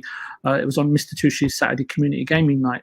During the course of the evening, it was really interesting to hear longtime fans and supporters of the franchise conversing and reminiscing about past Halos, their likes and hopes for the new Halo Infinite. Now, none were particularly perturbed or concerned by the fact that the game is delayed indefinitely and had pushed and they'd managed to. It was not even a point of conversation. They'd pushed that particular aspect of the subject to the back of their minds until something official is some official notification becomes apparent. In regards to your question, I have to look at it from a production and quality perspective. As you say, I've got a little bit of a background in development, and obviously 3-bit can sort of challenge or agree with me. It's down to him. It all comes down to the post Chris Lee era and the direction of Halo Infinite under Chris Staton, if that's the case. And it's only supposition at the moment. We don't know for fact. So first of all, we would need to look at what were all the findings or the obvious, events that had occurred, during a mini post-mortem that took place, or a state of affairs and assessing the game where it stands now. We know Chris left the project or was strategically moved out of 343. Obviously, as we've discussed on the show before, a handover period of sorts had taken place. So now it's all about, what is the revised and new vision for Halo? What are the development resources available in terms of talents, fund, time frame that will be afforded Joseph or whoever the new vision holder is for the project? Yes, Joseph Staten has taken over lead of the project. Understood. Thank you. So saying with that, Boom, my feeling for me personally is, whatever the endeavor is, will he be allowed to tailor, put his trademark, and improve the nature of the project, the nucleus of it?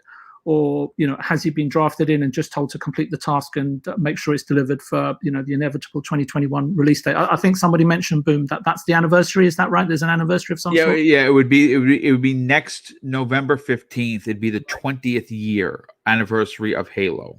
Understood. So these are critical questions and points relating to your question, Boom, since adding a mode or feature or characters or a piece of storyline during a project is kind of called like feature creep. It's the urge where it's to sort of continue adding more features and modes that some teams and creators find it difficult to resist, especially as gamers, right? Because we always want more, especially if the game hasn't sort of been conceived really, really well. Hence, you witness huge delays, and that's the most common cause and effect that happens, and everyone sort of then sort of innocently looks at each other and asks what went wrong after a few years. So games and software development, it's not just to do with games in general, often just pure software development on its own often falls foul of this, and delays are inevitably incurred, and regardless of what we might think as something, adding something may just be a simple add-on or inclusion. Everything has a big impact in software development. The quality of the game suffers, since what you're doing is you're spreading knowledge, experience, and resource more thinly, and it can in instances derail the whole project. My point specifically in regards to Halo Infinite is narrow down the scope and deliver something well and respectable and build from there, rather than trying to please everyone with every option or every unique selling point. I only say this, Boom, because I see so much different stuff about Halo, and it's just kind of, I don't know, jarring. It disturbs me a little bit, as in, look, there must be a focus, and I want this to happen. So in order to bring back Halo front and center, and but going and trying to please everybody with everything, that's never the answer. Or indeed, the game may flop and further impact the reputation of Xbox 340 and Halo and the Halo franchise. Most rumors, in my opinion, in my experience, and I haven't been in the podcast gaming as long as you, Boom, but most rumors seem to come across ill-conceived, and thus are more often than not an irritant. In this regard, I really respect, is it Brian, the 343's community manager? I think I might have got him. Yeah. I really respect that he's actually come out and he's intelligently decided to dispel, banish, and eliminate this specific rumor, and remain firmly in the driving seat and show that Halo is on track. We know what we're doing. That's the strength that I got from that message, right? And I often sort of try to read into the language that they use to get a feeling of where they stand right now. So and I think from just reading that, I think they're in a position where they're operating and nursing Halo back to full strength. Finally, to sort of get to your point, I've seen some complaints or issues in the chat, and maybe I'm misreading them, so I do apologize if I've done any misinterpretation here. But some are happy that something like this Halo Battle Royale would be introduced, and some aren't. In my opinion, only options and opinions are always welcome. It can help to include everyone from all walks of life, bring new people to the intellectual property. Like Zemi said on the very first topic, it's all about evolution. I have to completely agree with him there. Building true communities, Boom, is all about acceptance, involvement of all, creativity, sharing, exploration, and diversity. So in that sense, I can never argue with somebody wanting another option for a game that they love, because again, we always talk about this, gaming is very subjective. You can simply choose, if you don't like Battle Royale, you can simply choose not to engage or abstain or refrain from participating in the Battle Royale mode from simple logic, basically, in terms of it being an aspect or activity or part of the game. If it indeed doesn't float your boat. Finally, I guess my thoughts would probably lead to what else Brian had to say, which I think is far more important and I think far more worthy of discussion, is in terms of, and again, hopefully I did a quick glance at him, so I hope I haven't got this wrong, where he said that there will be a year-end update. I just hope that the community director was referring to 2020's annual year end and not Microsoft's financial year end, which is in June next year. No, they're going to be updating all of the fans on what's actually going on. They didn't specifically say what day, but they said by end of year. So I would imagine that probably sometime this month, but later toward the end of the month. Yeah, I was just joking, Boom. Sorry. That's okay. No problem.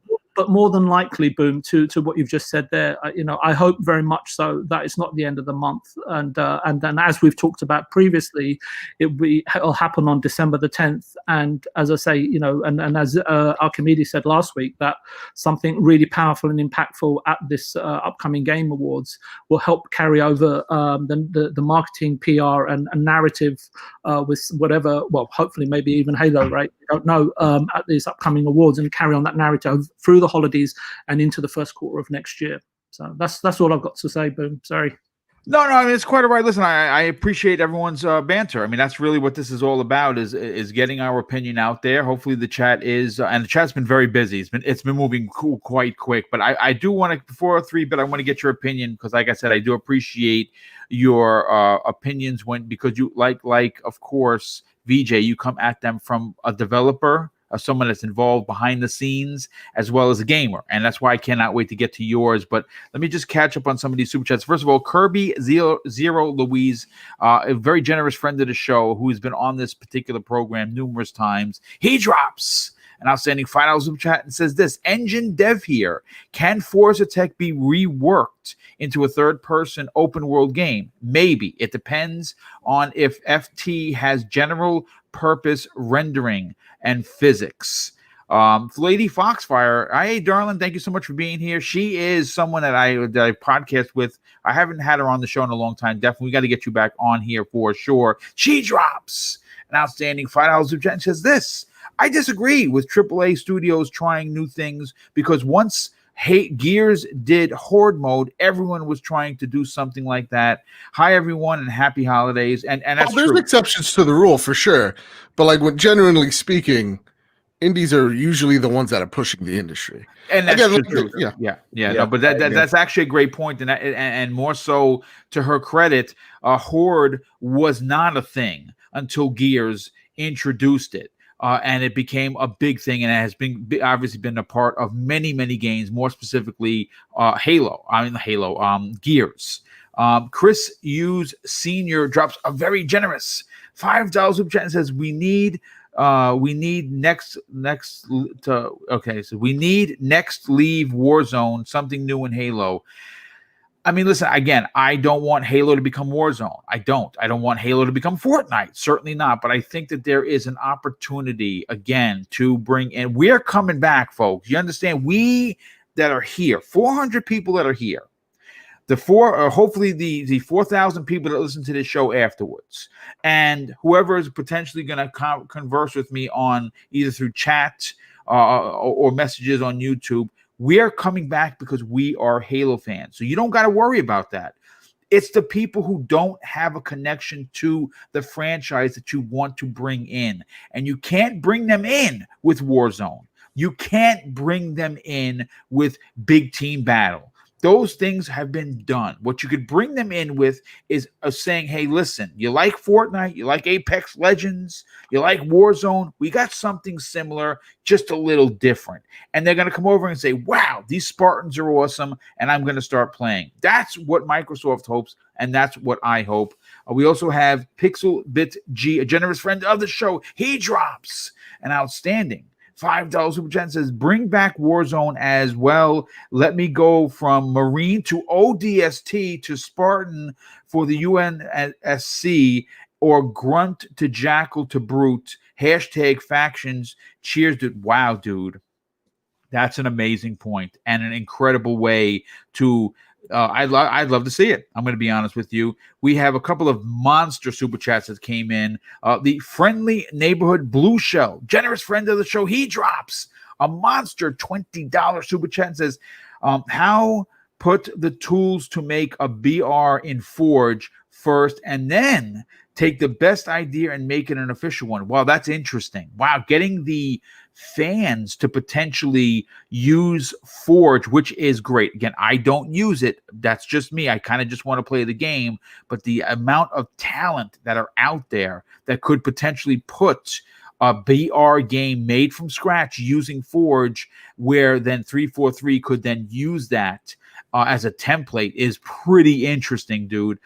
John B., generous friend of the show, he drops a monster $20 super chat and says, add this to your Christmas giveaway. Well, thanks, John. I super appreciate it. And yes, we're doing Christmas with Mr. and Mrs. Boomstick on the 18th of December, and we are donating, or obviously giving away $600+ worth of prizes. And all you got to do is either drop a super chat, be a channel member through support, or support me through Patreon, and you are automatically entered. But listen, 3-bit, you've heard everyone that so far, And I have not changed my mind that I think that in order to bring in new blood, you got to do some new blood things. And Halo has always been very straight with their multiplayer. Not saying that like Warzone was a massive change and it was fantastic. Everyone loved it. I loved it, and it's still being played to this day.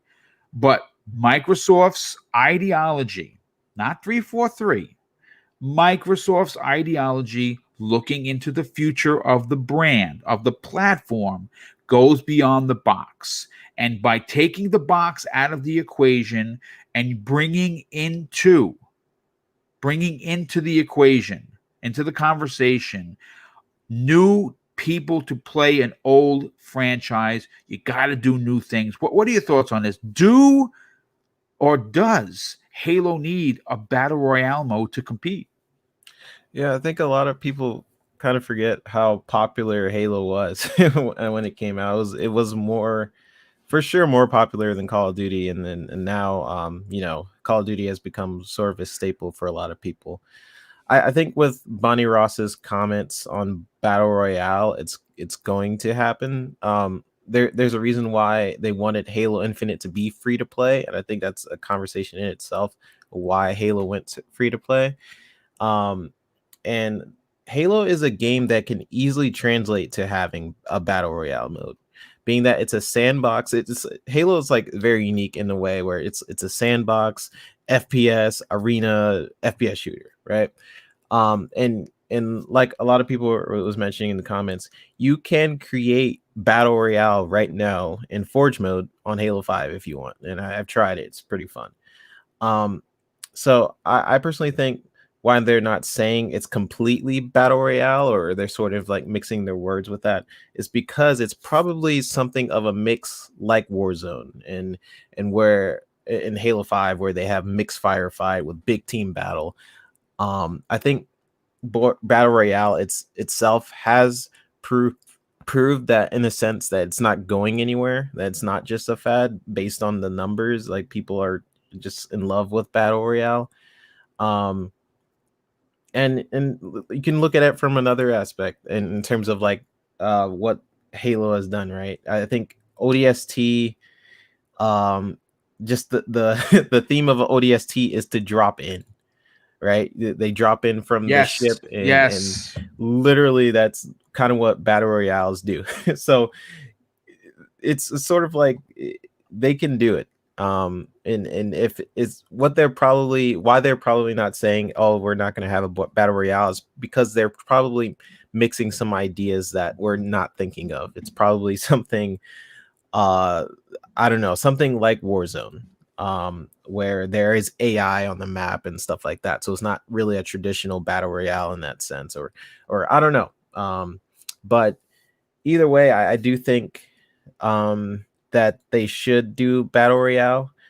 I think it'll be a pretty good addition to Halo, and also someone mentioned horde mode, and there's like Lady Foxfire, yeah. Mm-hmm. Yeah, the ODST mode, where that'll be perfect for freaking either horde mode or even battle royale where they drop in, right? Or horde mode with the flood. So I could see these modes being something in Halo and making it innovative, but also keeping its of what makes Halo. And there's a couple of people saying that the BR scene is saturated. I disagree. I think there's so many different ways to do battle royale that Halo's approach to it could bring something new. And yeah, I don't know. I'm a huge Halo fan. Everybody on the panel is a huge Halo fan. And I don't think that people are saying that we don't need it, and Mr. Badbit was commenting on this, where people need to get out of the mindset. Like, I am a diehard Halo fan. I have a huge painting on my wall where I painted Halo, a Master Chief, and all this different stuff. But I'm also open to different things because of the fact that Halo itself has so many different game modes in it, just like naturally, right? You have big great team, point. your Warzone if you want that. You want SWAT, like cool, you have that too. So if you want to play those modes, I'm sure they're going to be there, right? So the classic Halo fans, they're going to be compensated for, but you also can bring in a whole new audience who are wondering why does Microsoft keep promoting this Halo? Like, what is this? Like, let me try it out, and it's free to play now. So you're bringing a whole different audience just from it being free to play. So that's why I do think there's going to be a battle royale mode, but probably not what we're thinking of, which is why I really want them to show something. Bad Bit, you want to say something? No, yeah. And to the answer of like, oh, battle royale is saturated. Well, like, dude, there's like 2 or 3 new first person shooters every year. You know, they're all doing the thing that sets them apart is they each do something different, right? And I think that's what we kind of lose track of. Holy cow! Let's get out of the mindset that we don't want this, and get in the mindset of just like, well, if I don't want this, I don't have to play this. Can I give you guys some breaking news? This my God, I don't think I could have written this any better.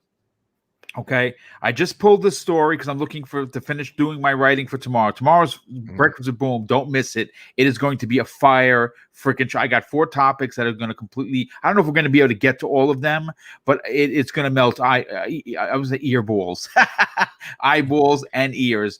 Listen to this story pulled from comicbook.com. My God, I could not have written this. Halo's Master Chief is trending on social media following the Fortnite rumors. And apparently he is going to be appearing in Chapter 2, Season 5 during that theme. Holy shit. If that happens, folks, what are we just saying? What did I just say? What we're talking about. There you go. And I didn't, folks, I'm literally pulled the story just now. It was just posted at 12:01 Eastern Standard Time. And that's the thing, right? Like Kratos is going to be in Fortnite. Yes. And PlayStation people are doing a backflip. Yes. Yeah. You kind of need it. Like that's the thing. That's my point. People, as long as it's interesting and it's a new flavor. Service. Yeah. What it is. I don't know. Listen, folks, again, we're over the 2-hour mark. This has been a great show. First of all, I want to thank the panel for giving their incredible opinions, because we wouldn't have a show if we didn't have a panel of people willing to dedicate 2 hours of their Thursday afternoon to this show. So, of course, I'm always going to be grateful. I have to thank the over 400 people that came out to listen to this show. We would not have a show that all of us would be here for if we didn't have you fine folks to listen to the program. Hopefully I didn't piss anybody off. I don't go out of my way to do so. I'm a friendly neighborhood kind of a dude. I do have strong opinions. I don't challenge other people for theirs, but I do feel that I put a lot of passion into the writing, into the topics that a lot of other podcasts just are not covering. And I think that's what makes my shows very interesting and certainly worth your time. Of course, I want to thank the incredible amount of generosity that has been shown. Obviously, that generosity that pours in on almost every show is repurposed into the big giveaways. In 2020, I have been very blessed with the generosity of people during a pandemic, so I'm always going to be grateful, and that's why we had the big $2,000 giveaway in November. We're having a big, and again, it's not as big, but we're having a big Christmas special on the 18th of December, and $600+ worth of giveaways. And folks, this is paid for by us. We don't have any sponsors. Microsoft doesn't give me things to give away. This is completely out of our own bank account. So again, what we do is we repurpose the super chats, we put them away, and we try to give back to the fans. But let's get into the outros, and we'll start with the cog that keeps this show running each and every week. Zemi Games, thank you for your honest opinions. Love what you bring to this show each and every week. Why don't you tell everyone not only where they can follow you on social media, potentially strike up a conversation, but where could people check you out on Twitch, and more importantly, subscribe to your YouTube channel? Yeah, absolutely. So, guys, I have recently been doing a massive rebrand for my YouTube and pretty much everything. And I've transitioned from, my content creation being called Zimmy Games. I'm still called Zimmy Games, but all of my content that I create is now under a brand new brand that is called Constant Gamer. And we have a brand new website that we post news articles and game reviews and all sorts of just gaming journalism on. That's called constantgamer.com. And you guys can find a social media section up at the top right-hand side of the website. And you can click on the icon for YouTube to go to our YouTube page. You can click on the icon for Twitter to go and visit us on Twitter. And speaking of Twitter, we actually have a giveaway going for one copy of Cyberpunk 2077. And all you have to do to win it is, all you have to do to potentially win it, I should say, is just, follow us, follow the new Constant Gamer Twitter handle, and like the post and retweet, and you'll go in for a chance of winning a copy of Cyberpunk 2077. Nice, dude. And if you guys want to, you guys can also go and follow me on Twitch. My Twitch name is Zimmy Games, like it always has been. That actually has not been, transferred over to the new branding. And I think probably sometime next week, me and Boom will be on there, and we will be playing hopefully the rest of Little Hope, Dark Pictures Anthology, Little Hope. But Boom, this has been a fantastic show. Thank you so much for having me, man. Dude, it's always great to have you on the show, brother. And like I said, we're gonna do this again tomorrow, just on the Breakfast of Boom brand. And of course, Zemi, we are short one person, so if you want to, come back onto the show, we'll talk privately. I am looking for one other spot to fill for tomorrow. But listen, Zemi, again, love the fact that you rebranded. I think that the Constant Gamer is going to be as successful as Zemi Games. But real quick, before we move on to the rest of the outros, you talked about the website. Who is going to be potentially writing for this website? Yeah, so Mr. Boomstick, the man himself, has agreed to become a contributor for Constant Gamer and write, 1 to 3 posts every single month. And just to add it in as well, we are also looking for other people that would be interested in writing and contributing to this website as well. So if you've ever, possibly thought about writing maybe news articles or game reviews or whatever, or like features, sharing your, personal opinion about a certain topic in gaming, feel free to go over to the Constant Gamer website, click on the staff page, and then click on the link that says join the team, and all the information will be right there for you. Excellent. Well, good to know. And obviously, folks, a lot of people that tune into these shows have incredible opinions, very strong opinions. And if you are someone, guy or gal, that wants to potentially guest on this program, DM me. If you're someone that has always wanted to potentially dip their toe into the pond and maybe, just maybe, get your opinion out there and write for a website, reach out to Zemi, reach out to him in DM, go to the website, and maybe, you can post what you want to talk about. Obviously, we don't support hate, and we certainly don't promote cursing and any kind like that. You have to write professionally, but yeah, sorry, Joe, you're out. Speaking of Joe, the Trophy Room is one of my favorite PlayStation sites or programs to get PlayStation news. That's unbiased. That is for gamers, by the gamers. Sorry, I stole your line. Why don't you tell everyone about where they can check out you and Kyle on a weekly basis, and where can people reach out to you and help push you past the 2,000 mark for followers on Twitter? You can follow me over at Mr. Badbit on Twitter. Also, first off, look at this. It's like the heavens are calling me, maybe just to stop by a visit. But I love it. Yeah, after I give my spiel, I got to quick on get out because I got a prior engagement that I'm super late for. So go take care of business, brother. You can find me at Mr. Badbit on Twitter. You can find the show PS Trophy Room on Twitter at PS Trophy Room. You can find the Trophy Room, the video version, on YouTube at the Trophy Room Show. You can find the Trophy Room podcast, a PlayStation podcast, where me and my best friend Kyle talk about the latest, the greatest in all things PlayStation each and every Thursday. You can find that on Spotify, Apple Podcasts, wherever you get your podcast services. You can find the show there. And everybody, this is a fantastic show. I love you all so very much. All right, brother. We'll talk to you soon. Yep. Take care, brother. We'll see you tomorrow. And obviously, we'll go to VJ next. VJ, do me a favor, brother. Where could people reach out to you on social media? potentially strike up a very detailed conversation, which we appreciate. And what other shows are you guest starring on? VJ, you're on mute, my brother. Sorry about that, Boom. That's quite all right. It happens to me, and I'm the host, so don't worry about it. That's probably I talk too much. Probably self-muting is probably the best option. You're good, bro. You're good. If you really want to find me and get to know me, you can find me on each and every Saturday on the Community Night Gaming events with Mr. Tushi and friends. And this week, I think we're hosting Halo MCC and Horizon Motorsport 7. So nice. And finally, I know is a very good friend of the show, the Indie Gamer. And he's extended his Indie Gamer podcast to twice a month.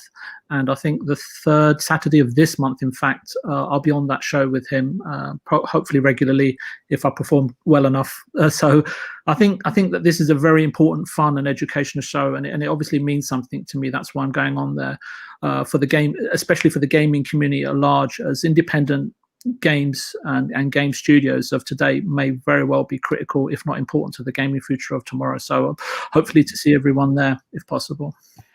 Well, I mean, obviously, I love seeing. I know that you're doing it with Mr. Tushi. As a matter of fact, we got to get Mr. Tushi come onto the program. I know that he's probably in the chat because he's always here. Dude, hit me up in a DM, brother. We got to get you on the program. We got to help promote your gaming nights, and we also got to get your opinion on a lot of stuff.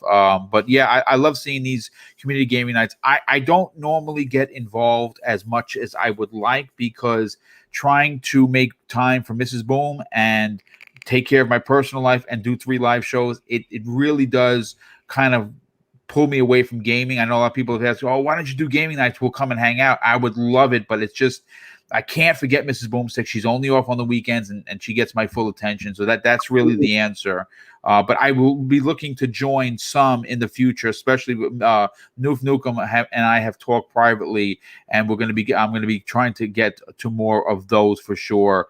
But great stuff as always, VJ. Definitely appreciate your opinion and look forward to hearing it. I really do. I think everyone likes the elegant way that you put things. Thank you. And last and in no way least, the award winner, who knows a little, maybe know a thing or 3 about animation, 3-Bit. Thank you so much for being here, brother. Thank you for interjecting your very detailed opinion, as always. Where could people reach out to you on social media? But more importantly, check out your outstanding YouTube channel. Everyone can follow me on Twitter. It's the VGHD, and then on YouTube, it's the Video Games HD. Just want to thank Boomstick and everybody on the cast for having such detailed analysis of what you guys think, and very passionate on this program for sure. For sure, especially this episode. You bring me out Fable and Halo, and it makes us talk. And Banjo Kazooie to open up. How you like them apples? Yeah, talk about classics. I hope that comes back. Me too. But yeah, I've been working on a lot of different stuff. I hope to have a video out by Sunday. They just take a lot of time, as I'm also working at different studios and stuff like that. So, I hope I could do more videos with you guys and more podcasts in the future. I'm on a podcast tomorrow with Mav Fun Speculation, so you guys can watch that. Nice. We'll be playing some Halo and stuff like that, so that should be fun. But besides that, thank you guys. It's always nice to see you guys in the chat, and I'll see you guys in the next one. Well, thanks so much for being here, brother. Super appreciate it. And folks, listen, I just want to close out the show with something that's important to me. Hopefully one day it'll be important to you. And that's something that my dad taught me. And I think that the way the world is now, we need this more now than ever. And of course, he used to say, son, treat others how you want to be treated. And also, it doesn't cost anything to be nice. And I say this, you live by those rules, and I can guarantee you, you're going to have an awesome day. So take care, everyone, and we'll see you next week on the newest episode of the Xbox Factor podcast.